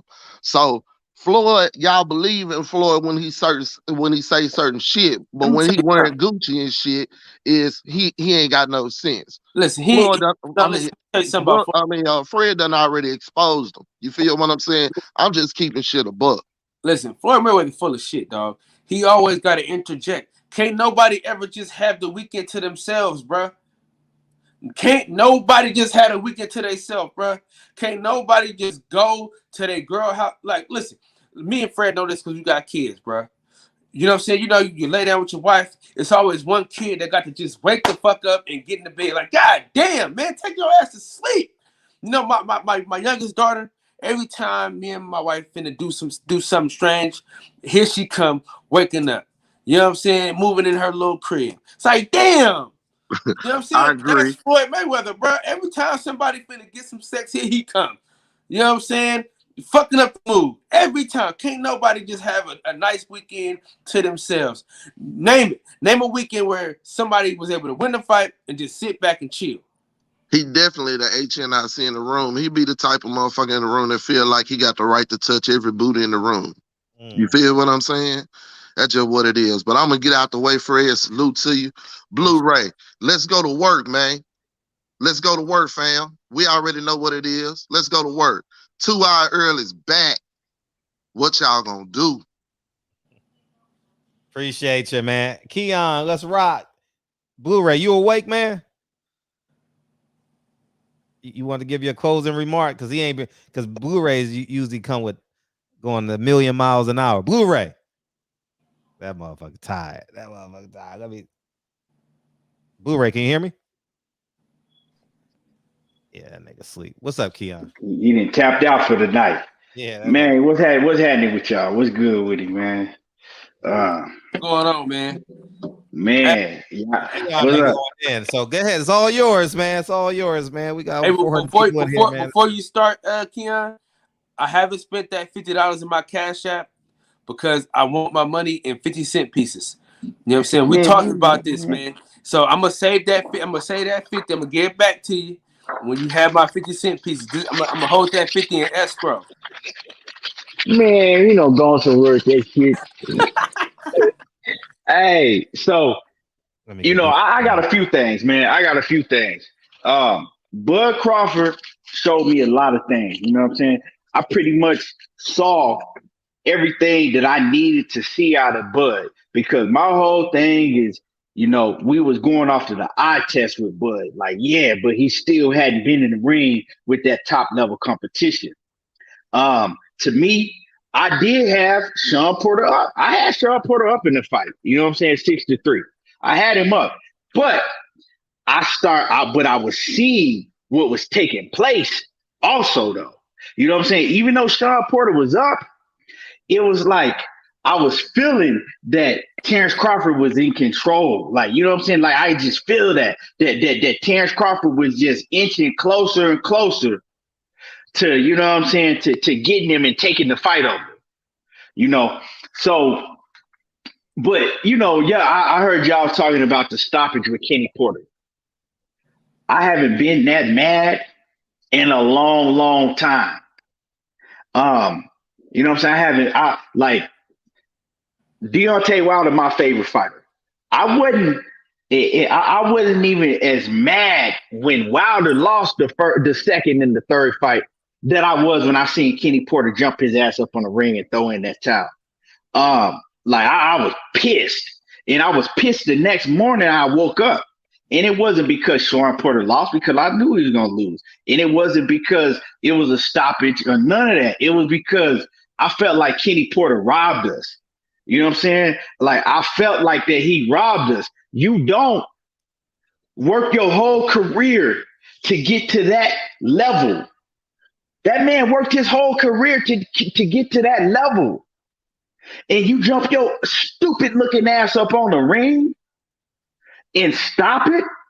And I feel that he stopped the fight because he wanted to show, oh yeah, you don't want to do what I was telling you to do.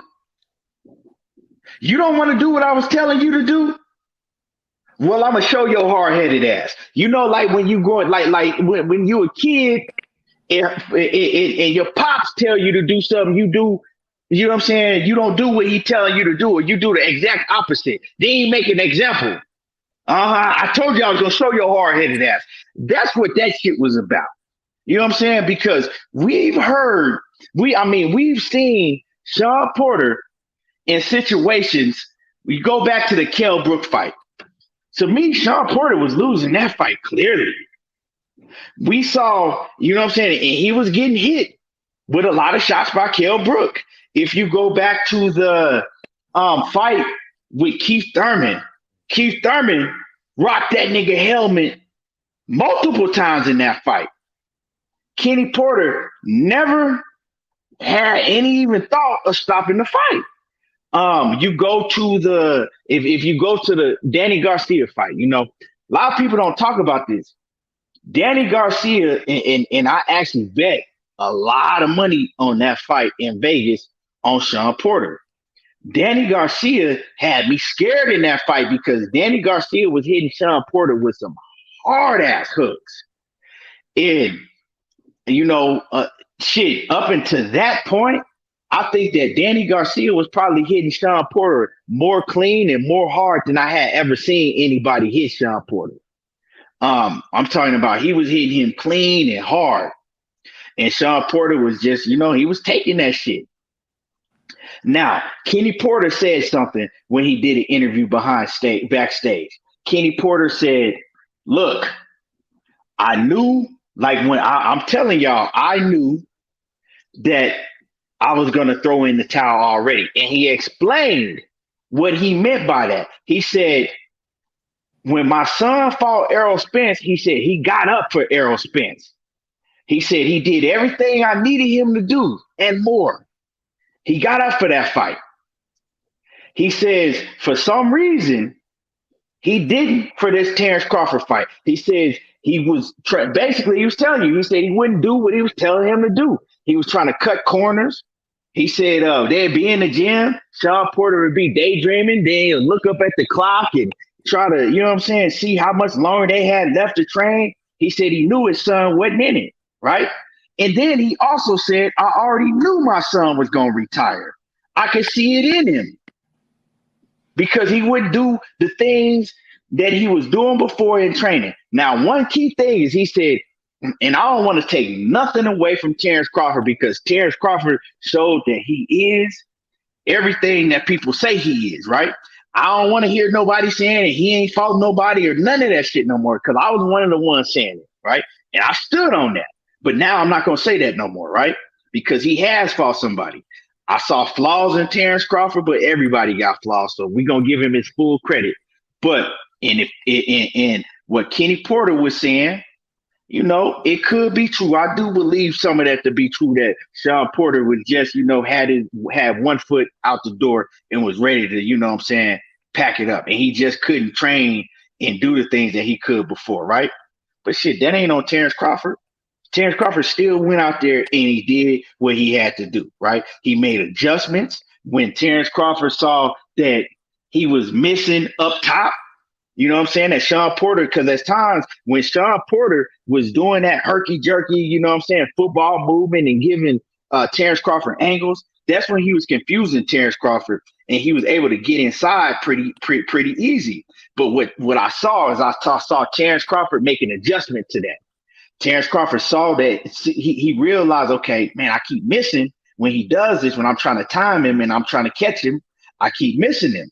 So what did Terrence Crawford start doing? He started going to the body and he started shooting to Sean Porter's chest. And you know what I'm saying? Then Sean Porter started getting hit clean. He started getting hit cleanly. And you could see Sean Porter slowly started to throw the game plan out the window, right? Started going in there wild. He's going in there off balance, squared up, you know, then trying to duck real low and trying to hit Terrence Crawford with everything he had, throwing them wild ass hooks, but he wasn't being defensive responsible, right? Usually when we see you say, Kenny Porter is, you know, he fight like a football player. But one thing about Kenny Porter is he does that and he rough you up on the inside, but he's always usually defensively responsible. Now you might catch him one time and, you know what I'm saying, catch him and drop him like we seen AB do, we seen Errol Spence do, but what does he do right after that? He hop up and he go right back to the game plan. You know what I'm saying? He's defensively responsible. With Terrence Crawford, we got to give him credit because like Sean Porter said, he said, man, it was more, I wasn't hurt. I was losing my composure. Basically, he was getting frustrated because he was like, I wasn't used to getting hit like that cleanly. He was like, usually, you know, because usually Sean Porter smother his own work, but then he'll smother your work too, so you can't hit him cleanly. And Terrence Crawford, the adjustments that he made, he was sliding back and he got the timing Sean Porter because he was going to the body timing him, right? When Sean Porter was thinking he was going to go to his head, Terrence Crawford was, bam, hitting him in the chest. You know what I'm saying? A lot of fighters don't have a ring IQ to where they can make adjustments like that, to where they have a ring IQ where, okay, I'm going to start, you know, I'm sticking this dude to his chest. I'm going to start hitting him with the uppercut in his chest. I'm going to start, you know, throwing it straight to his chest coming in. Eventually, when you do that, you're going to get the head. You know what I'm saying? And that's what I love that I saw about Terrence Crawford, that his timing was very sharp in his ring IQ. And to me, you know, that was a nip and tuck fight. That was to me, I had Sean Porter up. If you had, you know, Terrence Crawford up a little bit, I don't have no problem with that because a lot of the rounds were close, right? But when the rounds, when Terrence Crawford decided to turn it up in probably like the 8th, 9th round, right? You seen not only did it was some of it was his skill level, right? But his ring IQ, because he was able to make the adjustments, and then Sean Porter went to doing the same thing over and over. He was repetitive. You know what I'm saying? And that's one thing I didn't think that Sean Porter was going to let a man's ring IQ beat him. You know what I'm saying? Because those, going back to the knockdowns, those were timing knockdowns. You know what I'm saying? Those were timing knockdowns. You go back to the first knockdown. Sean Porter came in there wild. Terrence Crawford caught him, and it was a timing knockdown to the chest, right? Hit him with the chest, and bam, he timed him and set him down. It wasn't like, oh man, this man is just hurt. It's a timing knockdown. He caught him coming in at the right time, and Sean Porter was already dipping too low, right? The second shot that he hit Sean Porter with, he hit him in the head, a hard ass shot in the temple. Sean Porter took it. You go back and watch it. Sean Porter took the temple shot and he didn't drop. Terrence Crawford threw something else and he missed. And then Sean Porter, what'd he do again? He started getting real low to get it to get out of the way of fire. And a lot of that to me was Sean Porter kind of going down on his own, right? Because he started going down, and once he started going down, Terrence Crawford landed like a cuffing shot behind the head, and then, the rest of the momentum just took him over. So he wasn't hurt. I mean, yeah. I mean, them shots was hurting. You know what I'm saying? But when I say that he wasn't hurt like that, I mean that he wasn't hurt to the point to where he was in danger of not being able to continue. When you see, and you got to look at a man's legs when they hop up. When he hopped up, first he's beating the canvas. If he was that hurt, he wouldn't have been able to beat the canvas like that. You know what I'm saying? And he was talking to himself. You could see that the man was frustrated, like, damn, I'm down on the scorecards now. Now I'm losing the fight. Like, and it's because of I keep running in here wild, right? Now, a lot of people say, oh, well, Kenny threw in the towel because he knew what was about to happen. Well, we can't say what was about to happen. That's not up for us to say. You know what I'm saying? Especially a fight of this magnitude, you got to at least let your son finish the round. Then you get it in his ass. You let him finish the He threw that talent early in the round. Right. Go ahead. No, I was saying, I had just told Fred the same shit, where he was like, all right, motherfucker, you think you know every goddamn thing, watch this. Like, he had, like, his body language was like, nigga, yeah, I'm gonna throw this talent in there, I'm gonna do what the fuck I want. You know what I'm saying? Right. And then on top of that, right? And another thing that lets me know that, right? If that's my fighter, right? Your fighter, when a fighter when you've been training a fighter his whole career since he's a kid, that fighter don't hear the crowd. He don't hear nothing but your voice. You know what I'm saying? I know that. I've trained fighters. They don't hear nothing but your voice. You see what I'm saying? So if that was the case, Kenny could have told him, look, Sean, when Sean popped up, Kenny could have told him. Because if y'all look at the first knockdown, Sean is actually looking at Kenny. You know what I'm saying? And he's shaking his head like, yeah, whatever. I hear, you know what I'm saying? I hear you, what you tell. Kenny could have told him, Sean, stop running up in there. This man is countering you. Listen to me, Sean. Don't do that shit no more. You continue to do that, I'm going to stop the fight. Right? That's all you have to do. You know what I'm saying? Let the man finish the round. Chew his ass out in the corner. Now, Sean Porter is good enough to me. Well, I think he's good enough to where if his ring IQ was on point, if he hadn't let Terrence Crawford get him so frustrated, right? And if his ring IQ was on point, he would have been like, okay, cool. I'm cool. I ain't wobbly or nothing. Let me go in here and grab this dude. You know what I'm saying? Let me grab him and let me and let me just, you know what I'm saying, use my defense and let me get through this round. All he had to do. You know what I'm saying? Let me get through this round. But his stupid ass kept running up in there. And if you go look at him, he was just running up in there so wild. His whole back foot was up off the canvas. His head was up in the air. And he just swinging like, you know. And it's just like, man, we know you want to get your lick back, but you're not in there with an amateur. You don't do that against somebody like Terrence Crawford. Right. You know what I'm saying? Because that's the wrong man to do that. We see that Terrence Crawford is pinpoint accurate. And you done fought 10 rounds with this man, and you know how accurate he is, and you know that he's able to time you. But one thing, before I let y'all, you know what I'm saying, before I let y'all, before I stop cooking, one thing I gotta say is somebody brought this up to me.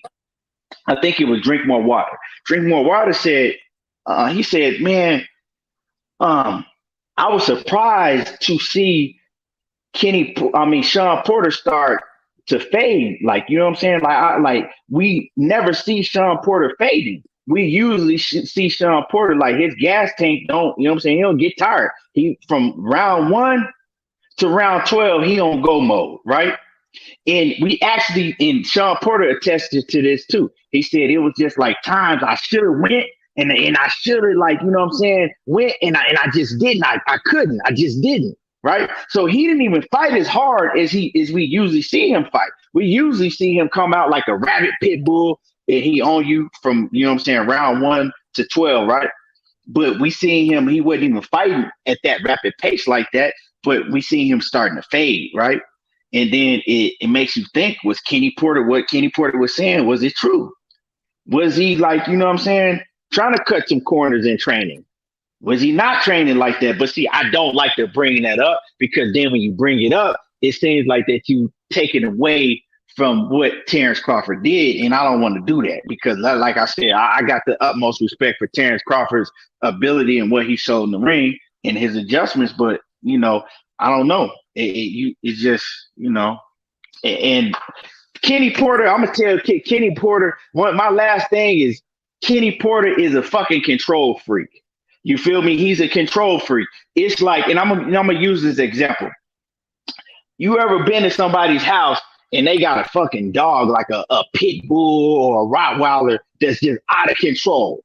You know what I'm saying? The motherfucker barking at you, he chained up, and you know, if that pit bull, that Rottweiler, whatever it is, you know, if that dog get loose, he eating up every fucking body. Like, you know what I'm saying? Like, you know not to go nowhere near that dog.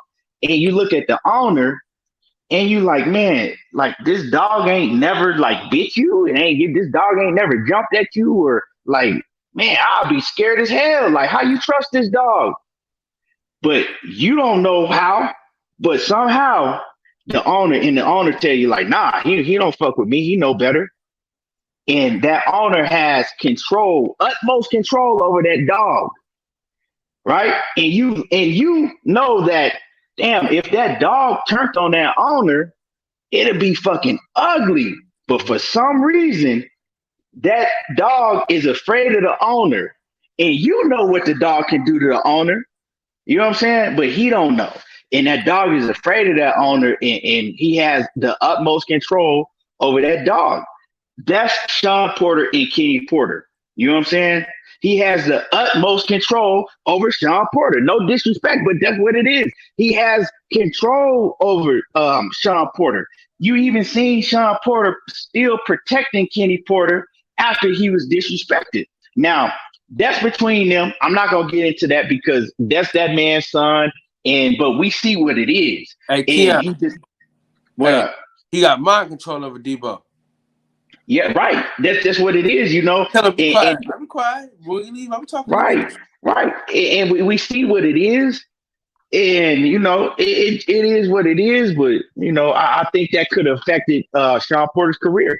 Maybe if he was with somebody else, maybe he could have got. You know, he got a lot out of his career. Don't get me wrong, but maybe he could have got even more. You know, but yeah, that's what I got to say about that. Yeah, I talked to some fighters this weekend, and they had a chance to be trained by Kenny Porter. And they said, "Hell no," he talked to his son crazy. There's like, ain't no way. He said, "Ain't no way I'm gonna let him talk to me like that. Fuck that." Yeah, he definitely negatively impacted the potential of getting other fighters. Definitely. So that's it, Keon. Yeah, that's it, man. I appreciate y'all, man. Oh yeah, and Fred, man, great interview. like always with Bob Arum, man, I gotta commend you on that interview you did with Bob Arum because you one of the people that do interviews and you don't leave no question unanswered. And I love that shit, man. I love that shit. Yeah, Anything that we want to know and hear, you're not afraid to answer the question. So great interview, man. And I'm back in the chat. appreciate you, man. I'm gonna What's tell up? y'all right now. I felt special. Not, I mean, I'm always grateful that when people offer me their time, not just Bob Arum, Kyle, everybody else, when y'all come on the show, but you know when you did something special. I did that interview. Let me bring Soji on.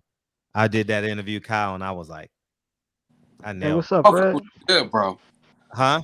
That motherfucker was good, bro. I was mad at you at first. I'm like, this motherfucker, man, he could have told me, man. Man, he could have told me, man. I thought you had went live. I thought I No. missed it. No. And I was like, Can oh no, y'all he hear me? recorded this thing. Hey, what's up, Soji? You can hear me? Yes. Uh, no, you said we gonna answer everything in yes and no questions, right? Okay. So, was the fight stopped early? Yes. Did Sean still have his wits about him after the second knockdown? Yes. But do you think Sean could have came back and won the fight after that second knockdown? Listen, adversity creates greatness. The Lakers came down from 17 against the Trailblazers to win the championship. I'm being 100. The Music City Miracle. The list goes on and on. Everyone else has their favorite moments in sports. The only way you remember it or those moments happen is through adversity. I don't know that the percentages are definitely against him, but check this out. Terrence Crawford might get tired. He might have shot his wad in the 10th round. I don't know about that. I think Terrence was ready to send Sean to Concussionville, man. I think it was over. I don't care if it's over. The fight shouldn't have been stopped in that moment.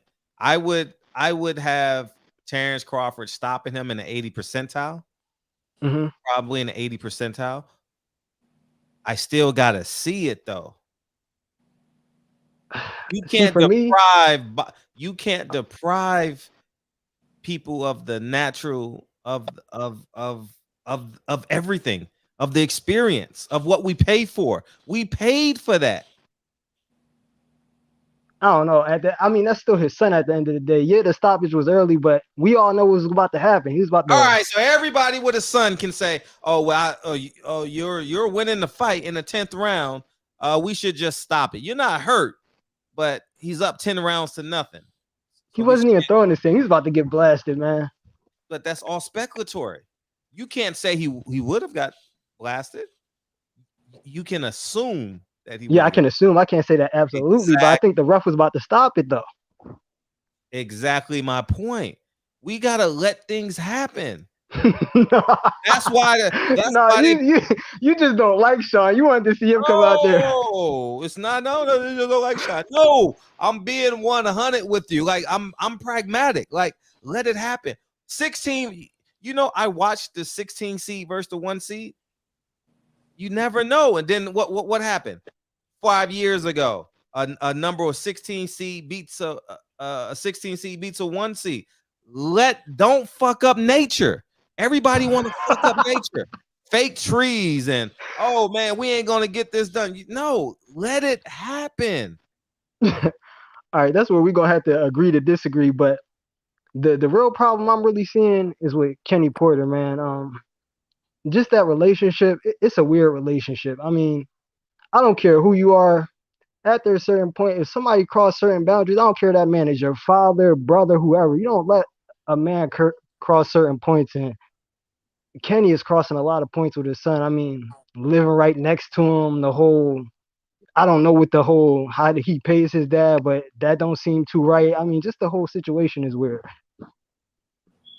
Yeah, it's starting to feel weird because he lives 500 feet away from me, and I made sure that he's safe. He has financial. I'm like, hold up, who's getting the checks? Yeah, you understand what I'm saying? But I mean, that's what I got. Yeah, I mean, like, I don't know, that's a whole weird thing. But yeah, that's all I called in to say. No, I appreciate you being patient too, man. It's all love. Yeah, it's all love. All the time. All Thank you. Yeah, Kyle. I believe there's an 80% chance that Terrence Crawford stops him in that 10th round or knocks him down again. 80% chance. But there's also an 80% chance from a Sean Porter's perspective that I can get out of this round. You know, you fall, you stumble, you wrestle. Kenny Porter just a piece of shit, bro. At the end of the day, you know what I'm saying? We know we know the truth about him, Fred. You know what I'm saying? We know the truth about that motherfucker. You know what I'm saying? We know he a piece of shit. Can't be trusted. You know what I'm saying? You're a fucking snake. Yeah, he's a snake. Yeah, he's definitely a snake. Can't trust a motherfucker like that, man. Yeah. You know? Yeah. So that's why I say when they say like, oh, it could be fixed, like when you think about a motherfucker like him, you can't put it past him, you know? All right. Yeah, man. Piece of shit. All right. Yeah, definitely, man. It's yeah, man, it's tough. But everyone should go watch that Bob Arum interview I did. I think it's extraordinary. I think I took that interview where it was supposed to go. You watched it? You watched it, or did you watch it? No, nigga. I watch. Come on now. I think we're gonna rewatch it on my channel though. I think we're gonna sit there and buy. Hell yeah. Yeah, we're gonna dissect it. Matter of fact, shit, you look like you wide awake today. We both ain't sleep. Hey, so you know you might as well pull on up and we just talk about it. Talk about the interview and hey, the questions that you be asking, bro. I be like, man, this nigga got some balls, man. The shit that you be asking that motherfucker without batting an eye, and like even when he said he don't want to answer it, you later down the line will ask that nigga the same question in a different way. And he'll end up answering that shit. Yeah, Bob Arum is easily one of the smartest men that I absolutely know. Like I'm not. Y'all can say he's racist, he's this, he's that. Bob Arum's never been racist with me. He's thrown temper tantrums at me before. Do you ever call you a prick? Nah, he said some shit when I first started covering boxing, and I politely pulled him to the side and said, "Bob, that shit ain't gonna fly on my watch." And we've been cool ever since. And but I will say, because I was young, I was probably a month in. I was doing a newspaper, so it was well over 10 years ago. But he is very, very intelligent. He thinks on his feet. He assumes the question. So so with him, I gotta really, really like be like water with him, but be on a frequency where he respects the dialogue. You understand what I'm saying? Like if my intellectual capital isn't up, he just gonna walk over the interview. You know, I'm his 100. I am probably his 100,091st interview. You get what I'm saying? So I'm not. You're not tricking him. Nah, you're not tricking him into an answer. You got to turn it into like a conversation, and you can't be fearful of him. Like 9 out of 10 people that interview Bob Arum come from a space of reverence. I come from a space of respect and wanting information. And I think, and I'm always cognizant of my audience. You know, I did so much for Terrence Crawford in that interview. He'll never understand it. He'll never understand what I did for him. That he'll never get it. He wouldn't appreciate it. So, but you know, it is what it is, man. You know what's crazy? I sent it to one of Terrence Crawford homeboys though. Yeah. I wanted them to hear the bullshit, man, that he was spilling out, man. You know what I mean? Like, how the fuck you a promoter, but it's his job to do all the extra shit? And I'm trying to think. I think he was on the Breakfast Club before, if I ain't mistaken. Yeah, once. So you can't. Come on, man. Bob, shut that shit up. But for him to be so fucking old, man, and to be so witty, man, it's an amazing thing, man. He's sharp. And when you do what you love, you'll live. God to take care of you. You know what I mean? When you're doing what you love, the universe will take care of you. It's real simple. It's simple math. It's nothing, no rocket scientist. But yeah, man. I was watching The Patient today, Fred, man. You I watching said what? time, dude. Say it again, please. A Patient. I was watching The Patient today. Yes. Oh, yeah. I'm sorry. Yeah. Dude, dementia, man, it's one of the saddest diseases. Period. Like I tell niggas all the time, dude. I'll take anything else, man. Don't give me dementia or Alzheimer's, man. That shit, it's just sad, man, because the people be so witty, man. They be so witty, and then it's just they can't remember nothing, man. And it's sad as hell, man. They ask you the same shit over and over again, man. You know what I mean? It's some sad shit, dude. And I just look at him like, man, my grandpa, he with that shit. He with it, man. He's still working on houses and everything. You know what I'm saying? He 86 years old. And dude, I go to work, man. I see these people, man, 69, 59, and their mind lost. Right. It's scary, bro. I ain't gonna lie, bro. Work at the hospital. It's scary as a motherfucker, man, because you see immortality at its finest. We gotta do. It's called an MRG, where you gotta do runs to the morgue and shit like that, and you know what I'm saying. Take people down to the morgue, and you know what I mean. That shit, man. That weigh on you a little bit, man. That shit, man. I'm telling you, that shit crazy, man. They need to find a fucking cure for dementia. Fuck everything else, man, because you can't even remember nothing, man. You gotta motherfuckers be getting lost and shit. You know what I'm saying? They think they somewhere else and they not. Yeah, man, it's fucked up. It's pretty sad, man. It's hella sad, dog. Yeah, it is. No, it absolutely is. And yeah, man, it's it was. Yeah, Bob has lived an extraordinary life. And yeah, it is what it is. So you're gonna do the end, you're gonna talk about the interview and stuff. I think I think that interview is important. And I got done with that interview and I said, damn, I nailed that motherfucker. Especially the meat of it about Terrence Crawford and It's a heart attack. Cold blue is a heart attack. Somebody like having cardiac arrest. That's what a cold blue is. Yeah, cold blue. Yeah, man. All right, we're gonna do a 10 count for Malika Shabazz. How about that? And then we'll get out of here, man. Rest in peace to Malcolm X's daughter, and then we're gonna go over to Kyle's, the boxing section, and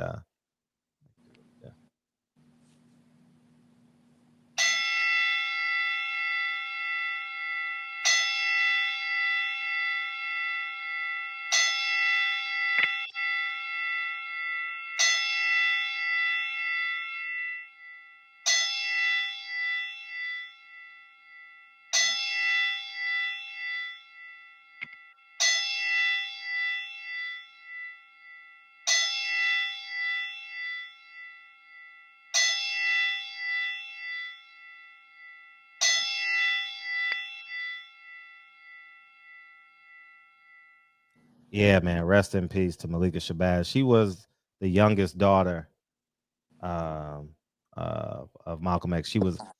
Betty Shabazz was actually pregnant with twins. Her sister name is Malik Shabazz. And yeah, man. Yo, Fred, what it do? Fred, what did you do for Bud? What did I do for Bud? What did I do for Bud? Come to the boxing section and he'll let you know. Oh yeah, come to the boxing. Yeah, there we go. Come to the boxing section, man. Rest in peace to Malika Shabazz, man. And I'm not doing no video on it. I don't like doing videos about stuff like that. So but yeah, man, rest in peace. I know people gonna say, well, you gotta do a video on it. It is. So but yeah, so we're gonna go talk about the interview. And I think I did an extraordinary job. Hey, I tell you what, y'all got me interested. Dude, here's what I want everybody to do by the end of the week. I know it's family week. We got to go grocery shopping. We got to go cooking. You going live Thursday, Fred? You gonna go live? I don't know. But Hell yeah, man. Shit. Nah, hey, listen. The show must go on. We're gonna have a plate of food. Hey, listen. Matter of fact, people don't remember this episode. Listen, this shit was maybe 2 years ago. Listen, me and Fred argued about this shit over the phone. This is before niggas could beam in. and me and Fred arguing about this shit here. Dean, go ahead. I said I love when my macaroni and cheese touch my yams. The nigga Fred's like, nah. Yeah, my joint ain't touching, dog. Hell to the no. Hell to the no. All right, I'm gonna do my best because I have the kids Thursday night. Thanksgiving. So we'll see. We'll see. Yeah. But yeah, man. Well, I was gonna say something about something. Oh shit, my bad. No, you know, man. I was about to say something about something, and I completely forgot. Damn. What were we talking about before? It's not important, but it's something that needs to be said. Hey man, we done had some stories, some fun. Listen, Yeah, people don't understand, man. When a lot of us that was here at the conception of this shit, man, we see the growth. Man, listen, man. Listen. Organically, me being a co-host on this show, man, happened so organically. But I've been here since the beginning of the show. You know what I'm saying? So it's kind of like, you know what I mean, the evolution. Because I used to call in every day, every day, man. Yeah. You know what I'm saying? Yeah. And me and Fred would be talking for hours and shit, man. He'd be like, man, get off my line. With shadows in the back and shit. Oh my God. Look, that nigga Fred, every night my fucking smoke detector will go off, nigga. A nigga phone be cutting out. Oh, your phone was terrible, dog. You had the worst phone. It's just like you got the worst light right now. Was that a flashlight? Man, look, bro, I got this shit here, man. I told you what to get. I showed you. I just came back from my wife, nigga. Listen, I just bought her an iPhone. I had paid for her trip. Our trip. You know what I'm saying? So, yeah, keep your foot on the nigga's neck. Yeah, that was Kyle. Damn, I ain't said that in hell long, Fred. Yeah. That was my shit, dog. Yeah. Keep your foot on these niggas' necks, man. Yeah, that should be your tagline when we get out of here. That'd be cool. But Bob that was fun. That was really fun. I've come to realize everybody's greatest interview is probably with me. When I'm not on attack, like when I'm not a dog, like when I'm not trying to probe, I mean, those interviews are still good. But when I'm just doing just pulling information, shit. Hey, listen, Fred, I feel the same way. Like, to this day, Jerron Ennis' best interview was on a boxing session. Listen, Brian Custer is a great interviewer. I mean, he's the best to ever do this shit here. But as it pertains to interviews, the Jerron Ennis interview on a boxing session is better than any other interview he's done. You know what I'm saying? And if y'all haven't seen it, go to the boxing session. Right after y'all go to look up the Bob Arum interview with Fred. Go to the boxing sections interview with Jerron Ennis, man. I'm telling you. I was actually on that interview. Mr. Henderson, Fred, I learned a lot listening to that interview. For starters, Bob is about to be out of business. Nah. He ain't going out of business. He's so conservative. Hey, look, what he wanted to tell you, Fred, is I'm not getting to that Canelo bullshit. It costs too much. He told you. He said that shit costs too much. Yeah. I ain't fucking with them. Yeah, I know. I 100% know. Now that Wesley Muhammad was like that was like years in the making, man. That motherfucker. Fred was bullshit in that one. Yeah, he called Malcolm X a queer. You know what I mean? I've been holding that in for a few years. You know what I mean? I was waiting on him, y'all. Ask Patty Dean. I was waiting on him. Oh, you let him off the hook too, though. I did with what? Tell me, please. Because remember, I told you right after that. Remember, I beamed in with you. I said, "Nigga, you missed something," and you said, "Damn." You should have texted me. Remember that shit? I remember you should have texted me when I was in it because I was. Well, shit, nigga. I thought you was finna say it. Like when he said, because you let him, like, because I think you were so just tired of talking to the nigga that you just was like, man, fuck it. You know what I'm saying? That's kind of how it was. It was kind of like all right, fuck it. You know what I'm saying? I was very wound up in that interview. Yeah. I wasn't like my processors wasn't working that night. I was basically like, fuck you the whole interview. Like, yeah, because you didn't, and then you wasn't really, you didn't wasn't really, like, you was like, I you know what I'm wasn't. saying? Yeah. You wasn't, you know what I'm saying? You The was nigga on the was phone. lying. Yeah, you was on the phone, Fred. Nigga was lying, man. He just lies and lies. And they say the same, because I talk to all the Nation of Islam members in my neighborhood. They say the same thing, but they know they lying. Like, they lie. They lie. Man.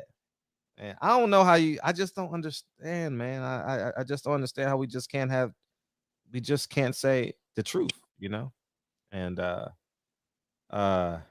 yeah, that's the first. That I think that's the only time I've ever. That's the only time I ever personalize a conversation with the guest.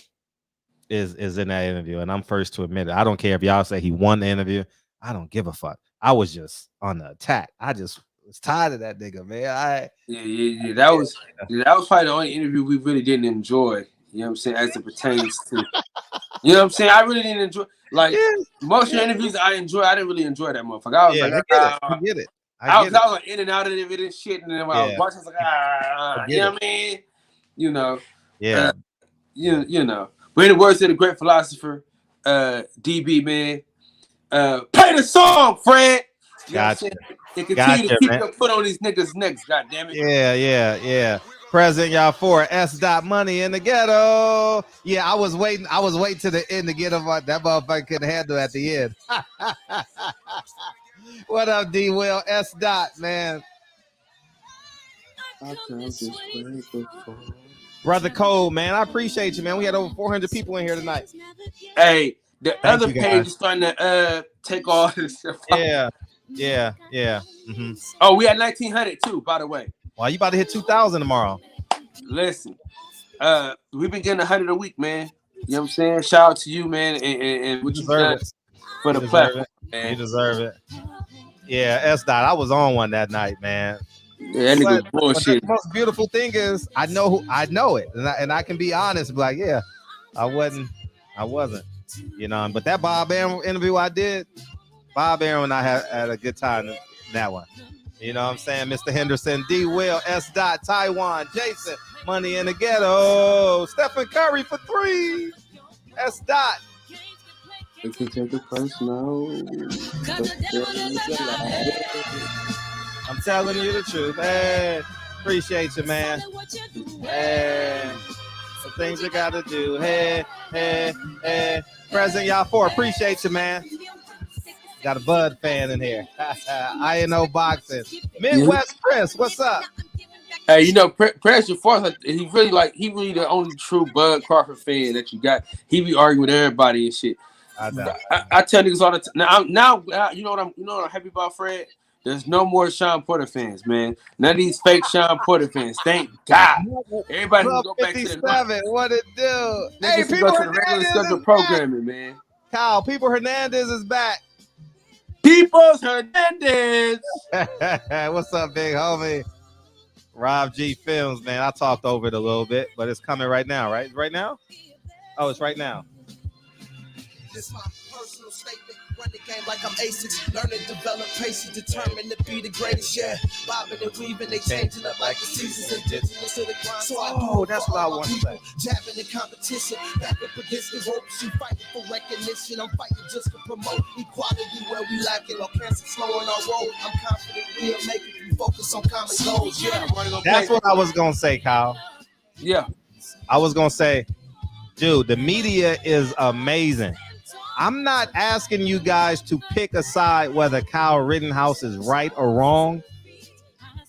The next 7 to 10 days, go watch his testimony and the cross-examination, and you will see how media manipulates, bottles it up. I don't want to care about the conversation, whether he's right, whether he's wrong, but the facts of the case. Oh my God, the media will spin and turn the facts of the case. Man, that shit reminded me, go straight to the source, man. So if you have an opportunity to go straight to the source, go straight to the source before you cut on the media outlet. Because Man, they spun them facts up like that. Come to find out, Kyle, he didn't cross state lines. He didn't cross state lines with the gun. Is that right? Half his family lives in Kenosha. Man, they will spin shit. He was there since the 24th. I'm not saying I want you guys to understand how media bends the facts, man. And they say it a million times. They post it. They control the algorithms online, and boom. You understand what I'm saying? That's crazy. Yeah, you know what I mean? Appreciate y'all, man. We going over to the boxing section, TBS, man. Yes, sir. Yeah, man, me and Fred, we're going to continue to keep our foot on these niggas' necks, man. And listen, we both got interviews on our channels. He has Bob Arum. I got Coach Red, and also Tiger Johnson, a future champion and Olympian. Appreciate you. All right, Fred, I'm going to see you over there on the other side. Yeah, peace. The gun was already in Wisconsin. It never went to Chicago. That's wild. Man, we'll talk about it next week. I'll give y'all 7 to 10 days, but I'd rather us talk about media. Not fuck whether he's right or wrong, but just talk about how media fucking destroys us. All right, we going, man. Go ahead, Kyle. We're gonna talk, Fred. All right, peace, King. Love y'all, man. Love you, Kyle. Peace. All right, dog.